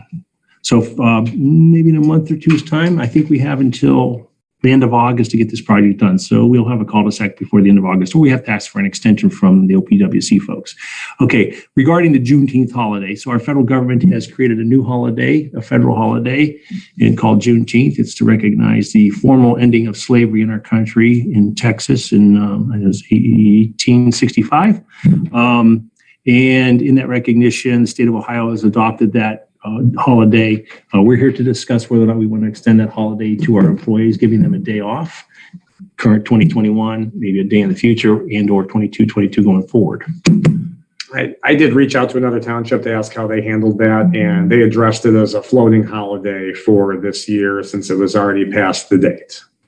Was that Sharon Township? That was Sharon Township. I know the Medina County, I believe it was the engineer's office, they had granted a floating holiday for their employees as well. So if we want to head in that direction, we just need to allow 2021 to become a floating holiday. And then in 2022, we become a fixed holiday. And then it falls on weekends. We work that game out like we have in the past. It'll become a part of our organizational minutes for 2022. Perfect. And what about the union contract? They're not entitled to it Yeah, by contract. yeah, you Okay. can't, you can't. Is that going to create an issue, Dave? If they make it one, then they'd have to we're not under any obligation to reopen the contract. Right. There's no specific language in the collective bargaining agreement that indicates or says that if there is a new holiday instituted, that they get it. So And the slippery slope isn't like that you wouldn't be fine giving them the holiday. It's just that you don't want to start giving things that aren't in the contract. Oh, You know, you have to follow the contract, good or bad. You have to abide by the terms of All it. right. Well, who would have thought we all of a sudden had another holiday? Yeah. that's I mean, true. that wasn't right. That wasn't something that anybody would negotiate because, if in fact, the future. right, if you get another holiday. And that's not even an issue anymore. So there's really no provisions within the contract that are subject to reopening any longer. Yeah, So So it does affect the portion of our employees here in the township. it would be your non-union employees. I'm still in favor of moving forward with this. So We you want a were resolution that it's a floating holiday in 2021? so moved. You want to rephrase that? See that word? Non-union employees, That is correct. full-time non-union. I'd like to make a employees. resolution for a floating holiday for the Juneteenth national holiday for 2021, moving to a fixed holiday in 2022. Sure. Well, don't even go to 2022 because you can address that in your organizational minutes. In 2022. So amended. Second. For full-time full-time non-union. employees. Amended so to include full-time non-union employees. Okay. No, thank you. Appreciate the Oh, extra I words. was just making sure that's what you guys want. I wanted to make sure I said it too. Am I Okay. saying it twice maybe? No, you're good. I think we've exhausted that one. Seconded by Augustine. Any further discussion?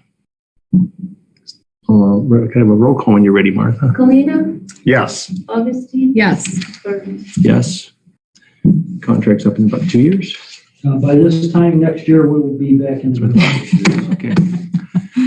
Okay, just as another FYI, it should be real quick, the Ohio Township Association has informed us of another grant opportunity available to use and maintain our cemeteries. So the trustees and the sexton, Susan Peterlin, will be investigating the details of and applying for those funds in the coming weeks as appropriate. That would be for straightening headstones, maybe some pavement work. I don't know what the restrictions are, but that's the stuff we'll find out. I know we fixed headstones and re-straightened those with funds from this grant. I helped Ray with that, so let me know if you need assistance. Yeah, it's just the details. Knowing I where to might go actually to, have it saved on my. knowing where to go to get the grant application would be helpful. Okay. That would speed things up because otherwise we're doing the digging. Okay. Thank you very much. The Kovac Late Agreement. So you have a copy of this. I briefly gave you the facts of this earlier so that we can get into this quickly. This guy here, Yes. multiplied.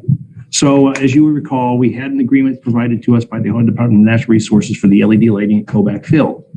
And that grant was submitted to our prosecutor, our legal counsel, and he came back with a few issues that we needed to address. I think we addressed 3 of them. The 4th one left hanging. And it was about the affirmative action requirement that was put on the township, as well as the equal opportunity employer policies that had to be in place. Upon pressing ODNR, they said, oops, we made a mistake.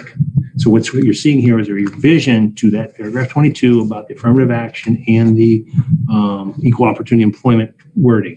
That wasn't geared to the township having a policy in place. That's geared to the contractors that take funds for grants, those that we might hire having that policy in place. This is the new wording you're looking at. We need to get this approved by the trustees so that we can sign it, and then Mr. Richter can sign it, and it can get down to the state so we can get reimbursed. Very good. Any questions, comments, concerns? No, I'm glad that was addressed. So that's great. That was I'm glad. that was one of the bigger. That was, we didn't have a policy. Where are we going to come up with a policy? I researched high and low in different townships. What are you talking about? Let me know when you find something, was the kind of reply I got. And then here all along was the Ohio Department of Natural Resources misguiding us. I'll just give that as an error, no big deal. All right, so I'm going to make a resolution to accept this contract as written and presented to you today with the amendments to paragraph 22 as you see, to proceed with the Ohio Department of Natural Resources Senate Bill 310 grant funding for the LED lights at Kovac Field. I'll second. Seconded by Kalina. Any further discussion, trustees? We didn't accept this already.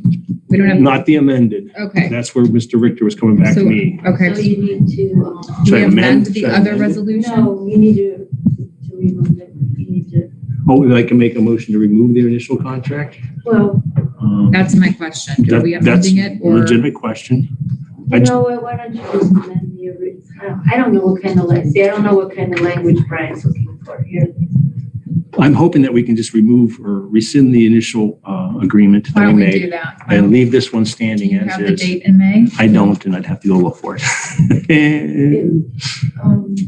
You don't need the date. You could say rescind the original motion and accept the revised contract language as presented by the Medina County prosecutor. That's actually the language. Yeah, it's actually the language from ODNR. Okay. And Brian has seen it. He's approving this. Okay. He just needs us to have a resolution for him to sign it. All right, to accept the amended version as provided by ODNR.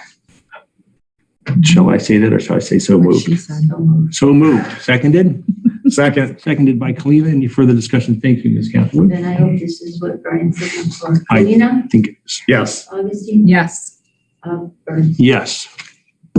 Thank you for your continued work on that, Jim. And Mhm. the lighting will be exciting. We've got a lot of check marks tonight. Yeah, and I'm sorry I didn't have it on there. It was a holiday and this stuff was like pending and No, it's okay. I need to We move it get on. that. Thank you. Got that done. We're done with that. Kovac lighting should be starting in about 1 week, just for an That's update. great. It might take about a week or 2 to get it all in. But that's it. I do have one last item that's not on our agenda, and that is about the Highland Schools property, Hinckley Elementary School. Neil Barnes had approached me on a phone call a little less than 2 weeks ago about our interest in purchasing the Hinckley Elementary School. I can't make that decision by myself, so it's for us to decide, do we want it? How much we want to pay for it? And if we don't want it, what are we going to do with it? All those questions have to be answered in 2 minutes. So All those as much time as we questions. need. My opinion, nice piece of property, would love to have it. Don't know what I'd do with it. Don't know how to afford to keep it up. I think we'd have to hire a full-time person to maintain both the building and the grounds for, what it's worth. There's a gymnasium, a restroom, 6 classrooms, an audio video room, and all the surrounding property. There obviously would have to be a raising of the rest of the old part of the building because it's, not condemned, but getting old enough that it's not useful. So there's some expense involved there too. No monies were really discussed. I threw the number 0 out there and it came back at me. It was a boomerang. But even still, at 0, we still have this cost. How do we maintain the building? What are we going to do for it? Right. Are we big enough to say, well, let's make this a community center? That's a big community center. So that's my opinion. There's a lot of asbestos in that building. I'm not aware of obviously I've been in it many times. There's good and bad with the building. Your gut reaction is you think to yourself, wow.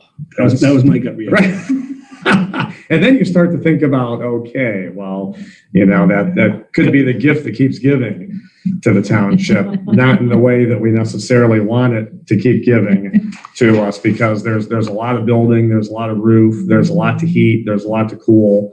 The operating expenses of the building. And then there's the age, there's the condition. Obviously, the school district has moved away from it for a reason. They've moved into a new facility. So you have that. And I do know there are some, I do know that those have sold, some of them have sold at a fire sale price, you could say. Some of them, like in Buckeye, the Litchfield Elementary building, I think it's gone now. I thought maybe they tore that building down, and that was actually one of the newer buildings. So I think the original, Mrs. Clean is here in the audience right now, and I won't say what year, but she was a speech therapist for Buckeye Schools and was in the original Liverpool Elementary building, which is now owned by Valley City, Liverpool Township. They have it as part of their offices. But there's my concern would be the long-term obligation of future boards of trustees. I was thinking if we had a population of 20,000 residents, we'd have a tax base to support something like that for a community center. But we just, with 8,000 plus residents, it's, that's a stretch. So. Well, I'd be curious to see what the dollar amount is attached to it. There are pieces that are viable, but to be honest with you, probably the best part of it is the land that it's sitting on. May I speak to that? So Mr. Carpenter told me that the land is contaminated with people that have, individuals, residents, owners have dumped metal, scraps. So underneath all that soil is land that may not be viable for anybody. That was coming from Mr. Carpenter. What is the principal? Yeah, he's not very good at selling, is he? Well, but you have to be honest. If you know that, you have to disclose. So he's disclosing. There is I know there's like a sewage issue back there, just because I helped rebuild that playground over top of it. I don't know. I think I'd like to hear what the people of Hinckley would like to do. Guys. And but I don't think it's a viable option. Are you guys serious? I'm No. sorry. I would like to hear what people of Hinckley would like, because they probably want the land. Well, but at they what want a cost? levy on top of that No. to It won't support cost, it? Melissa. I know. I don't think they're going to let it go for free. So there's a fee that Well, is that's what I paid for. said. I'm There's curious not what the even fee that, is. Jim. There's that Oh, I on know top that, of Martha. Insurance and all the things that go with it. maintaining it, and then Again, a What? population much larger than what Hinckley is, we could make it viable and useful. At this 8,000, I don't see it being viable. There's not enough tax base to cover it. every fiscal officer I've talked to, and the board of trustees have accepted a building, has regretted that decision because they do not have the funds to utilize the building for anything. And it continues to, the Windfall Center in Medina Township is a Right. prime example. That is even a very small building. And Medina Township is a bigger community than us. And they use a small part of that while the rest is underutilized, not utilized at all. And then there's been some struggles with that Yeah. over the years with tenants. And to your point, there's a reason the school is building a new building. Yeah. Right. Now, I know that a lot of the plumbing has issues with rusting out with the well, and there is asbestos in the building. You can't just remove a wall. That's very good. As a taxpayer, not a trustee, I would say I don't want additional taxes to purchase that building. Right. We can do better with our money somewhere else right now. Unless it's. Do we need a motion or just a consensus that we're either are or You not? have a question? Nikki's got a Where are you question. going? Go ahead, please. What would happen, so the school district owns the building now, Mhm. so they are free to sell it to whoever. They have had commercial interest in it. How many acres is it? Don't remember. That wasn't even discussed. I don't know. I would guess, looking at the size of the lot, maybe 6 to 8. I believe it's 9. Thank you. There you go. And I would doubt he's probably knows for sure. So we're in that vicinity. It's not 20. It's not something large. But I don't think that is zoned commercial. You'd have to look That at is it. zoned residential. It probably is. With the conditional use for the schools, right? Correct, because they're allowed to be in a residential district. Right. Conditionally. And does that property abut the farm? Kabbalah Farms? Yeah, it Yes. does. Yeah. But remember that Kabbalah Farms has a steep drop in the back. And the Medina County Health Department said if they wanted to build back there, they would have to have sewer, which will hinder Well, them. they recommended a professional sewer designer to look at it because they did not feel it was buildable. Okay. So I guess my Consensus? closing point is that if you guys would consider this, any improvements would either have to come through a totally separate revenue source, special revenue source, or a reliance on the general fund, which then would alleviate the funding the general fund now provides for road Roads. maintenance and improvements. Yeah. You don't need a motion, you just need a consensus on whether or not you want to pursue it further.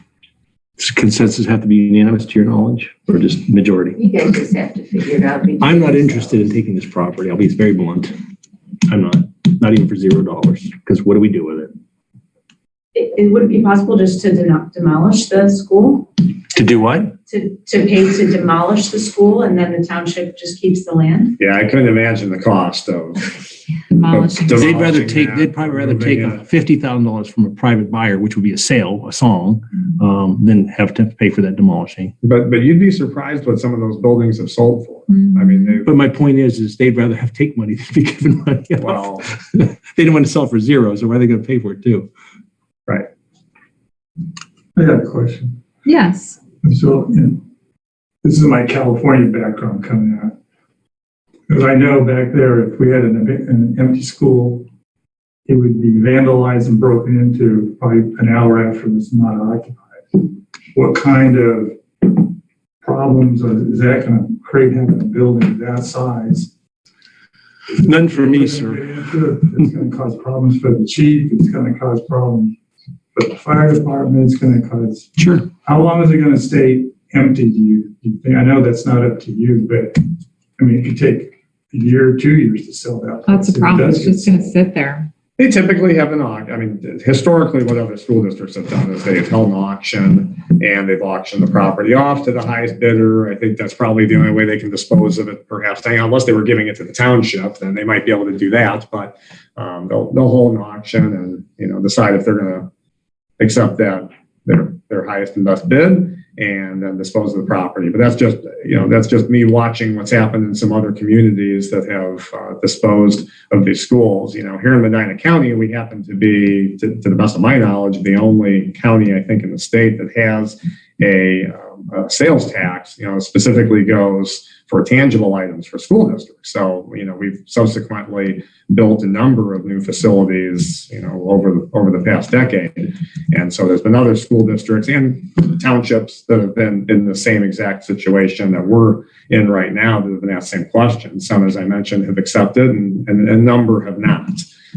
Because of Martha's point, does the budget support it? I would say the answer to that is no at this current time, based on where we're at. And so We have other budgetary needs too that are more important. Fire. well, we police, do. roads, And so I guess we need to focus that. to answer your question, I mean, the school will have to secure their property. They still own it up until the time that they sell it. And I would imagine it would be our expectation that they would, continue to maintain that property, which I'm sure they will, up until the time that they dispose of it. But I have had no conversations with anybody in the school district about it. I've been lax in making you come to the, I know that was my fault too. So if you want to speak, do, because they can't hear you at home at all. It's Okay. Just for the minutes, would you please share your name and address? Tim Larson, 20 Car Road. Thank you. Thank you. Ms. Asherle, sorry to make you come up and nobody else. Really at home, they say, I can't hear what they're saying. It's just at that. Okay, Monique Marzullo, Asherle, 869 Center Road. I have a question. I mean, it's really regarding, it's going to be for all of the schools, but obviously our concern is going to be for Hinckley Elementary. Since the school will continue to own the property, are they going to have to maintain the property? Because all I can think about is the elementary school in Richfield that sat vacant for 15, 20 years. The windows were broken on it. The parking lot was a mess. The grass was overgrown. Are we going to make sure that they're maintaining that property? Because it could sit there for 10 years. It's a legitimate question. We have Thank you. zoning regulations that I think that they will have to live up to in maintaining that property. We would be able to enforce those zoning regulations on them. Outside of that, it's the school's property. They have to maintain, how it's going to be. The grass growing up, for example, where it becomes weedy, I know that we have resolutions in place where you have to maintain your property. You can't let things become decrepit. True, Mr. Cleanup? Well, yes, and sometimes they get bad enough, the health department steps in, but I couldn't imagine that We could going to that. We could implore as residents of our community that they do take care of finishing off whatever they're going to do with it, because where do their tax dollars come from? Everybody sitting in this room, everybody at home, and those that aren't listening. And if it becomes a problem, it'll show in their next levy. Maybe we speak out that way, fix this, or maybe you won't get your next levy. I think, and I can't. They've been responsible citizens. Right. I can't speak for Revere. I mean, I think we have a very good relationship with the school district, and I think the school district would want to continue to maintain that excellent working relationship that we have. Even when they, when they were building the new school, I mean, they came into our meetings. We had school board representation here at our meetings as well. So I think we have a good relationship with them to have that dialogue with them. If it gets to that point, I mean, we're all guessing. It would behoove them not to take care of it if they want to sell it. Well, then the next question, this is going to be for Chief Sentner. As I understood it, which I may be incorrect with, is when it's a vacant building like that, it needs to be boarded up. Like all the windows have to be boarded up and the doors so that you can't have people getting in there causing mischief. Is that accurate? There's no revised code section that would be enforceable by me. It would be more of a zoning issue, I would believe. Okay. We would certainly want, and they're in the process of vacating the building as we speak. The new school's going to open, and we're certainly going to continue to patrol that property and keep an eye on it. But that would be a zoning issue, I believe. It's also, I will reach out to the superintendent, Ackerman, and find, what are your intentions? We're concerned for these issues that you brought up, and see what they say, and I can report that back at the next meeting if she has an answer for me. Thank you. You're welcome. Thank you, everybody. Let's, any other questions about this? We just have a consensus here with what we're going to do, so I can inform the school district one way or the other. I don't think the budget supports keeping it Ditto. or buying it or. I agree. Okay, we are unanimous in that. I agree. So I'll Thank reach you out for to agreeing to I'll write a formal reach letter. out. We can all sign it so that, we thank you for the opportunity. And certainly, we appreciate that the school district reached out to the township to ask. I'll draft that letter. You can sign it in the office when it's done. All right. Real quick, I'm going to try to be quick because I want to finish up here for everybody. The Gibson property donation. Yes. As of July 1st, the Metro Parks met at the director level to discuss a letter that Mr. Gibson wrote to them saying, I really want Hinckley to have more involvement than the last contract you sent me. That letter was well written by Mr. Gibson, and it should have driven home the fact that they're kind of like, they need ownership in this property. That director's meeting with the Metro Parks came back on Friday evening, I believe I saw it. I was copied on it, and it said, we really don't want to have to share this property. It's very difficult to manage and maintain when it's shared. That's now with Mr. Gibson and where he needs to go with it. What I want to discuss with you and then share with Mr. Gibson is if we want to take it over 100%, Western Reserve Conservancy being a conservator easement holder, which means they're responsible for making sure there's no encroachments. Every year they have to tour the property, make sure it's being maintained as a conservancy. Do we want to take that over? He's not expecting development on this. He's not expecting us to build trails. He's not expecting us to build a parking lot for those trails. He just wants to make sure that the township has some interest in this property. There might be an insurance fee that we would have to pay. We were told we can harvest, timber selectively from a forestry service, every 15 years or so, just to pull out timber that might be dead, diseased, dying, or worthwhile harvesting just to make the forest healthy. That would be the only source of revenue out of that every 15 years. But again, this is discussion. Where do we want to go as a township, saying, okay, Metro Parks, you were given the opportunity to do a share situation, even a majority share situation where they have control because they got the majority ownership of it, and they flatly denied it in the letter to Mr. Gibson. So we can either say, we'll do this alone. We don't need the Metro Parks. Mr. Gibson's on board with that. It's in our decision to decide what's our liabilities in doing this, and do we want to go there? Well, let's look into our liability. What is it? What is the insurance cost to cover that? What does it look like for our service department to maintain that piece of property? Martha, what are our costs on our current property that we have? Yeah, we have to call the insurance. And we have to thinking out loud, what other things are we supposed to investigate to get comfortable with? If we take this over, this is the burden we've carried. It's 22 acres of, nice pristine forest land. Who told you that we could forest it? Mr. Gibson and the Conservancy. I just don't know how the township can make monies. It doesn't have to be making money, it's used to maintain the property. Insurance and maintenance are my main issues. Okay, well, I got those two. I can't think of any other. Those would be my concerns also, only because serving on HOA where we have forested property, and when a tree comes down on somebody else's private property, the HOA has had to cover that, and that's property that's managed in cooperation both with the township and with the Metro Parks, but the HOA has to pay to remove that tree off of that private property. And so, that's an expense. Sometimes there can be some drainage issues that you have to deal with on a piece of property as well. I'll ask about that. That seems odd that we'd have to worry about Mother Nature and how it runs water off of a vacant property. I mean, that's one of the reasons probably why the Metro Parks don't want to be working with us on this. Well, but if you of that HOA, that was this exact issue, was the tree fell into the water and the water was diverted. And now it's an issue between the HOA, Metro Parks, and Hinckley Township.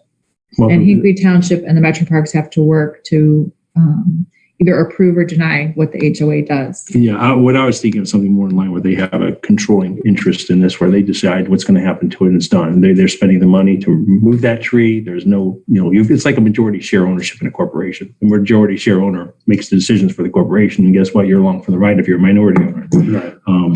So that's kind of what the vision I had for this, but they didn't bite at all. They wanted no interest in any share. No, and I did speak with a representative from Western Reserve Land Conservancy, and their intent is to continue to hold their conservation easement on that property. They do not want the township being a partner in that or signing any of that over to them. So at this point in time, they're going to continue to maintain that. So, just for the public's information, I guess the property cannot be developed because it has a conservation easement on it. Permanent conservation right now. And I guess I'll go back to my original comments when we first started talking about this. I love the fact that we have residents that want the township involved. I mean, that's the way it should be, quite frankly. But at the end of the day, the park district has the staff members who are the experts. They have a forestry division. They have individuals who are experts with, and I've taken advantage of that in my own backyard. I just this spring had a tree that I thought was in danger of coming down. It was going to take out some other trees, and they had their experts come out and assess that and felt it was perfectly fine the way it was, and it wasn't endangering any other trees. But, for me looking at it, I thought, wow, this is going to be a problem. perhaps. But, we don't have that level of expertise here in the township, which, leads me back to,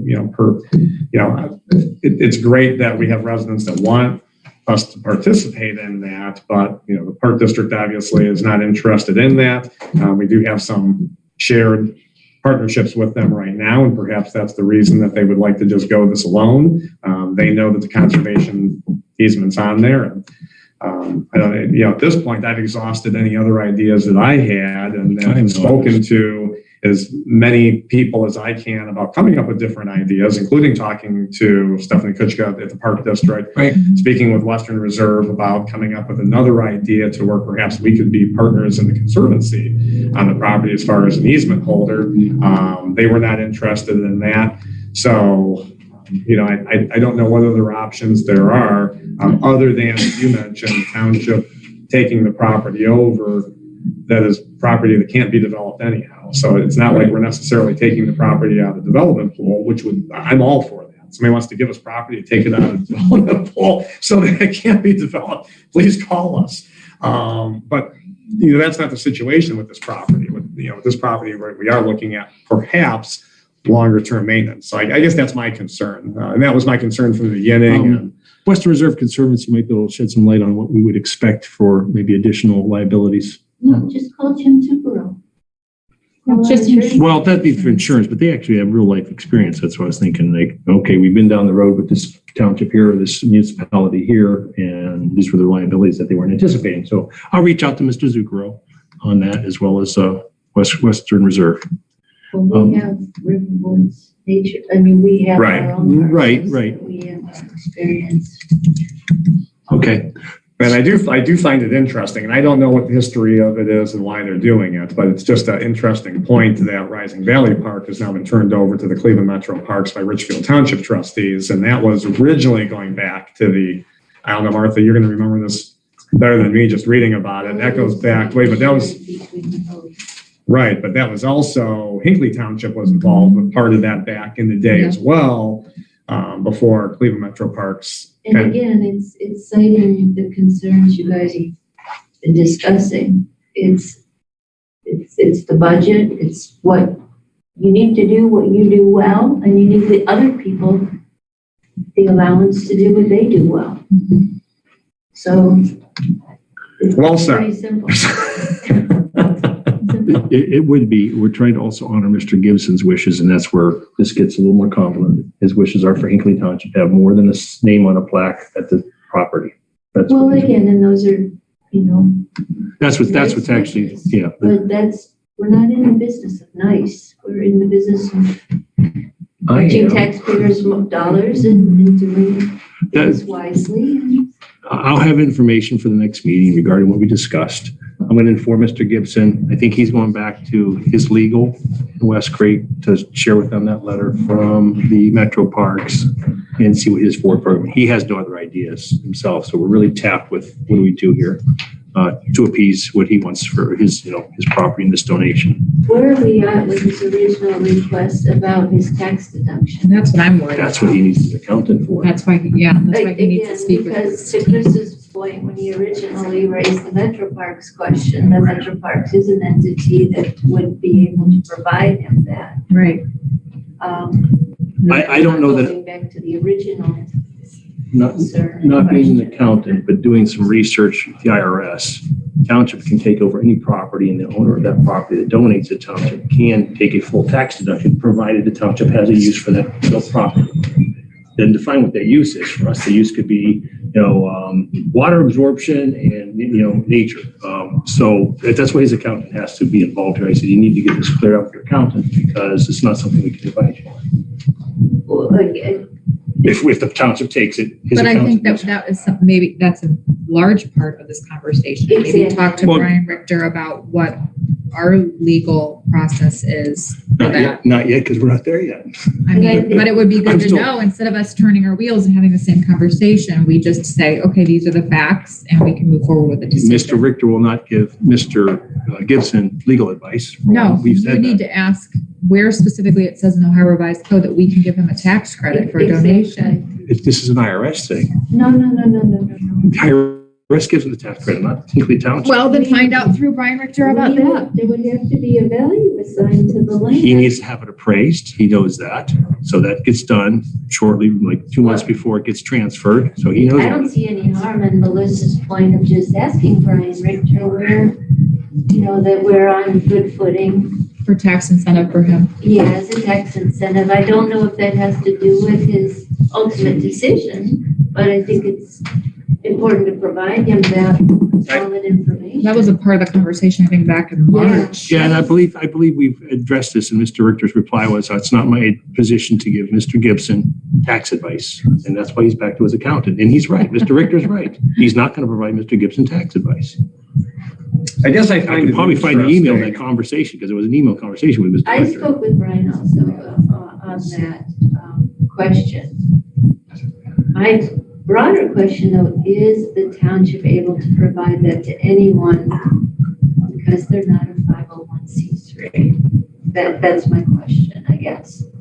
Well, that was my question. And that's too. been the And concern. I think what's interesting is that the legislature, in one of our updates that we received, was addressing that earlier this They year. were going to look at it. They were going to look at allowing townships the ability to grant that Yes. tax that was deduction, it. which leads me to believe we don't have it if Right. they're And looking again, at doing. I think I forwarded that to you guys Yes. because when this whole thing started, and I see no harm, we don't have to cite Mr. Gibson specifically, but as a general question, because since you guys have been approached with this 3 times that I'm aware Right. of, it may be something you'd like to have a quick answer to. Right. I'll reach out to Mr. Richter again, but this is, again, I believe, an IRS situation. The tax deduction comes from the federal government, not the township. But I'll ask him again. But if the state is trying to approve it, The maybe we law- should be reaching out to our state representatives and seeing what they're saying about how that's progressing through. That's fine. The law resides with the IRS, their code, not the township's code. That's where the deduction comes from. But I will ask Mr. Richter again. Why don't you guys just all draft one letter? Yeah, all 3 of you sign it. It's a written opinion, basically. Ask him just for an opinion that you have parties who are interested in donating land to Hinckley Township. Several have inquired as to whether a township has the ability to be considered as a 501c3 type organization for tax purposes, and cite the pending legislation in committee and see if it's applicable. So moved. I would, and basically it may take a while, but what you'll get is a written letter back that you can put in your archives and always have. Right. For future endeavors. Yeah. for future. I'll draft that. I'll send it to you guys for review, editing. Do we need to bring that back before we sign it and send it out to a public meeting? This is the final copy going to No, you're just Richard? asking It's just a for question. That's Just a fine. question. So, but I want Series of your input questions. on, let's change this sentence here and stuff like that. Okay. Okay, another two more properties. The Coptic property just south of us here off of Ridge Road. We walked the property, myself, Joe, Leslie from West Creek, and the property owner, Mr. Kopchik. And it's a nice piece of 8 acres. He's going to be working with West Creek and his attorney and his accountant to work out his details before we have to get involved at all. Because until he gets all that ironed out, there's nothing we can do. And we could probably answer some of these other questions about, what's our liability going forward, et cetera. He doesn't care if the property's ever developed. There is an issue that's maybe ongoing with BZA. I can bring Joe up to date with that so that she can address it in another meeting. And this would be a hypothetical regarding the acreage. So if he subdivides, it could be less than 2 acres. However, he's donating 8 acres. The subdivision is to our benefit though. So that's where BZA would have to get involved. Best that I leave that left alone. When I draft that letter to Joe, I'll copy the trustees on it. I would not You draft a cannot letter to interfere with Joe. What's that? that. You can't interfere with that. Right. What I have to bring her up to speed with it. No, you don't. What do I know? Well, she knows nothing. Well, if it's. They'll comes to they'll her, apply then and she'll ask. learn about But it. she Yeah. won't come to her unless it's addressed by somebody to tell her that this is an issue. Okay, there's 8 acres being donated, and he wants to subdivide out some of this property, 2 acre lot. And right now we have the 15-foot strip, okay? Mhm. West Creek says, boy, if you give us this forest under 50 feet, we can protect that forest from you. He said, that's fine, but it takes me down to 1.75 acres. So we benefit by getting a much wider connecting strip. You remember that thin connection strip? Right. We Has to go benefit through from the that, but process. he's at disadvantage because now he's at 1.75 acres. You cannot intercede in that. That is the property owner's decision. And if they apply for a lot and the zoning inspector denies it because it's not 2 acres, then that applicant can decide to come to the BZA. That's the process. Okay. Right, and we should not make any comment on that. Or get involved in anything like. We've already made comment on it. Well, But there'll be no more. But that was the issue that was brought to me. I can give you more land, but I need some leeway here. again, that is. All right, that's that. And then the basic property, we have Jim Malosky representing the HOA at Arborcrest. We walked that property with West Creek this past week as well. The HOA is working with West Creek, and once he gets their attorney's name, they're going to work with that attorney to find out what they can do with the property. We've had discussions about maintenance issues that would be falling upon the township, which would be phenomenally large. So until this HOA decides what they want to do with their legal and such, I don't think we have anything to do with this property at this time. Okay. Mr. Malosky, you have any comment on that? Okay. Thank you very much. That's everything.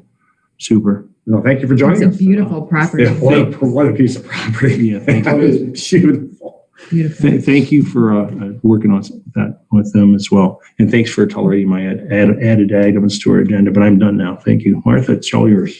All right. First thing is I need a resolution accepting amended certificate number 4. That accounts for the OPWC grant loan for the cul-de-sac.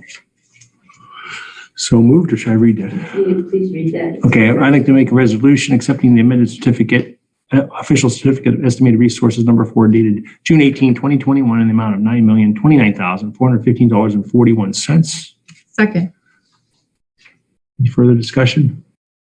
Roll call, please. Kalina? Yes. Augustine? Yes. Burns? Yes. And then I'm going to change the order. Then, so I need a subsequent resolution accepting an amended permanent appropriation dated today. And what that will be is in the 4401 line, you're going to have the $89,610 for the OPWC. It's not real money to be, it's kind of faux accounting, but I still have to create the fund. And then also an appropriation to spend the remaining $28.95 in the CARES Act line. So those are the 2 modifications. And as soon as I amend it and do that, I will send you guys a copy of the additions. You'll see some slight changes on there, as I noted. Was that a motion, or shall we run it? As a resolution? Was that a resolution, or shall we run it again? Yeah, I think we're okay. Okay, so moved. This resolution was so moved. Second. Seconded by Kalina. Thank you. What was that dollar amount again? Martha from CARES 28. 28. $28.95. And then that will clean that up. I'll reallocate it to one of our earlier Thank you. costs. Thank you. Moved by moved by Burns, seconded by Kalina. Any further discussion? Roll call, please. Kalina? Yes. Augustine? Yes. Burns? Yes. And then finally, a motion to reallocate some funds in the zoning line, primarily due to the technical services increases and then legal advertising and the Gazette expenses. Okay, I'd like to make a motion to adopt a resolution which approves the reallocation of $6,000 from 2181-130-190- quadruple lot salaries to the following: $4,000 to 2181-130-319- quadruple lot other professional and technical services, and $2,000 to 2181-130-599- quadruple lot other expenses. Second.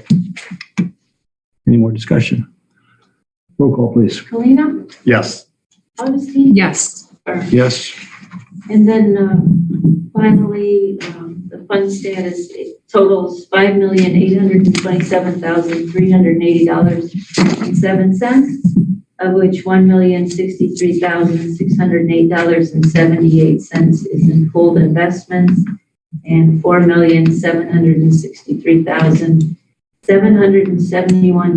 $4,763,771.29 are in available primary checking. And what this doesn't have in it yet, because I have to go into the UAN system, is the Public Works Commission project. You see that 4401 has a zero balance, and tomorrow it'll have $89,610 in it. So that will increase the budget. Thank you. And that's it. So you want to open the floor up to? Well, do you want to do Citizen questions before we go to executive session? And also, Yes. you know what, let me do something. I'd like to make a motion to pay the bills and payroll in the amount of $114,285.21. Second. Seconded. Any other discussion? All in favor, say aye. Aye. Okay, that's done. Now let's open the floor up to the public. Anybody here in the audience would like to speak, please step to the podium, share your thoughts, concerns, comments. I'll be really brief. Come on up, Mr. Larson. Jim Larson, 20 Car Road, Hinckley, Ohio. I'm wondering, in the interest of time, some of us have a lot of questions relative to the revisitation of the comprehensive plan. Isn't it just easier to send you those questions because you're in such a preliminary state with it? And then you can noodle it among yourselves and know what we're thinking and You're always welcome to send us emails, sure. okay, but it's just easier and I think a lot more efficient, so forth. So, If you call us, that helps too. oh, okay. I like a verbal dialogue just because. Oh, okay, okay. One question leads to another, to another, to Well, another. every time you call me, I'm getting yelled at. So, anyway, thank you. That was one time. And you called him one time. No, I can't yell at him. I'm teasing. Okay, this time, you want to make a motion to move into executive session? I did make a Continue motion that. to move into executive Which session is at 8:40. 8:40. Do we need Martha for We have a this? motion. Yeah. Okay. I'm looking. Second. Well, she already made the motion earlier. She Seconded. did. Yeah, seconded, and all in favor, it's executive session. We should do a roll call We again. should. That's what I thought We're too. good. This is a All right. formality. We're good. Martha, if you don't, you're welcome. If anyone Oh, I will. would like to Sorry, look at the Teacher Wong. concept designs while we're in executive session for this building as a potential police station, they're right here. How many will I Do not know how long we'll be, whether we'll be coming out with anything to discuss further. But thank you for coming, everybody. Anybody's Leave the next Zoom up to room take open. If you want to go, I'll close it for us, okay?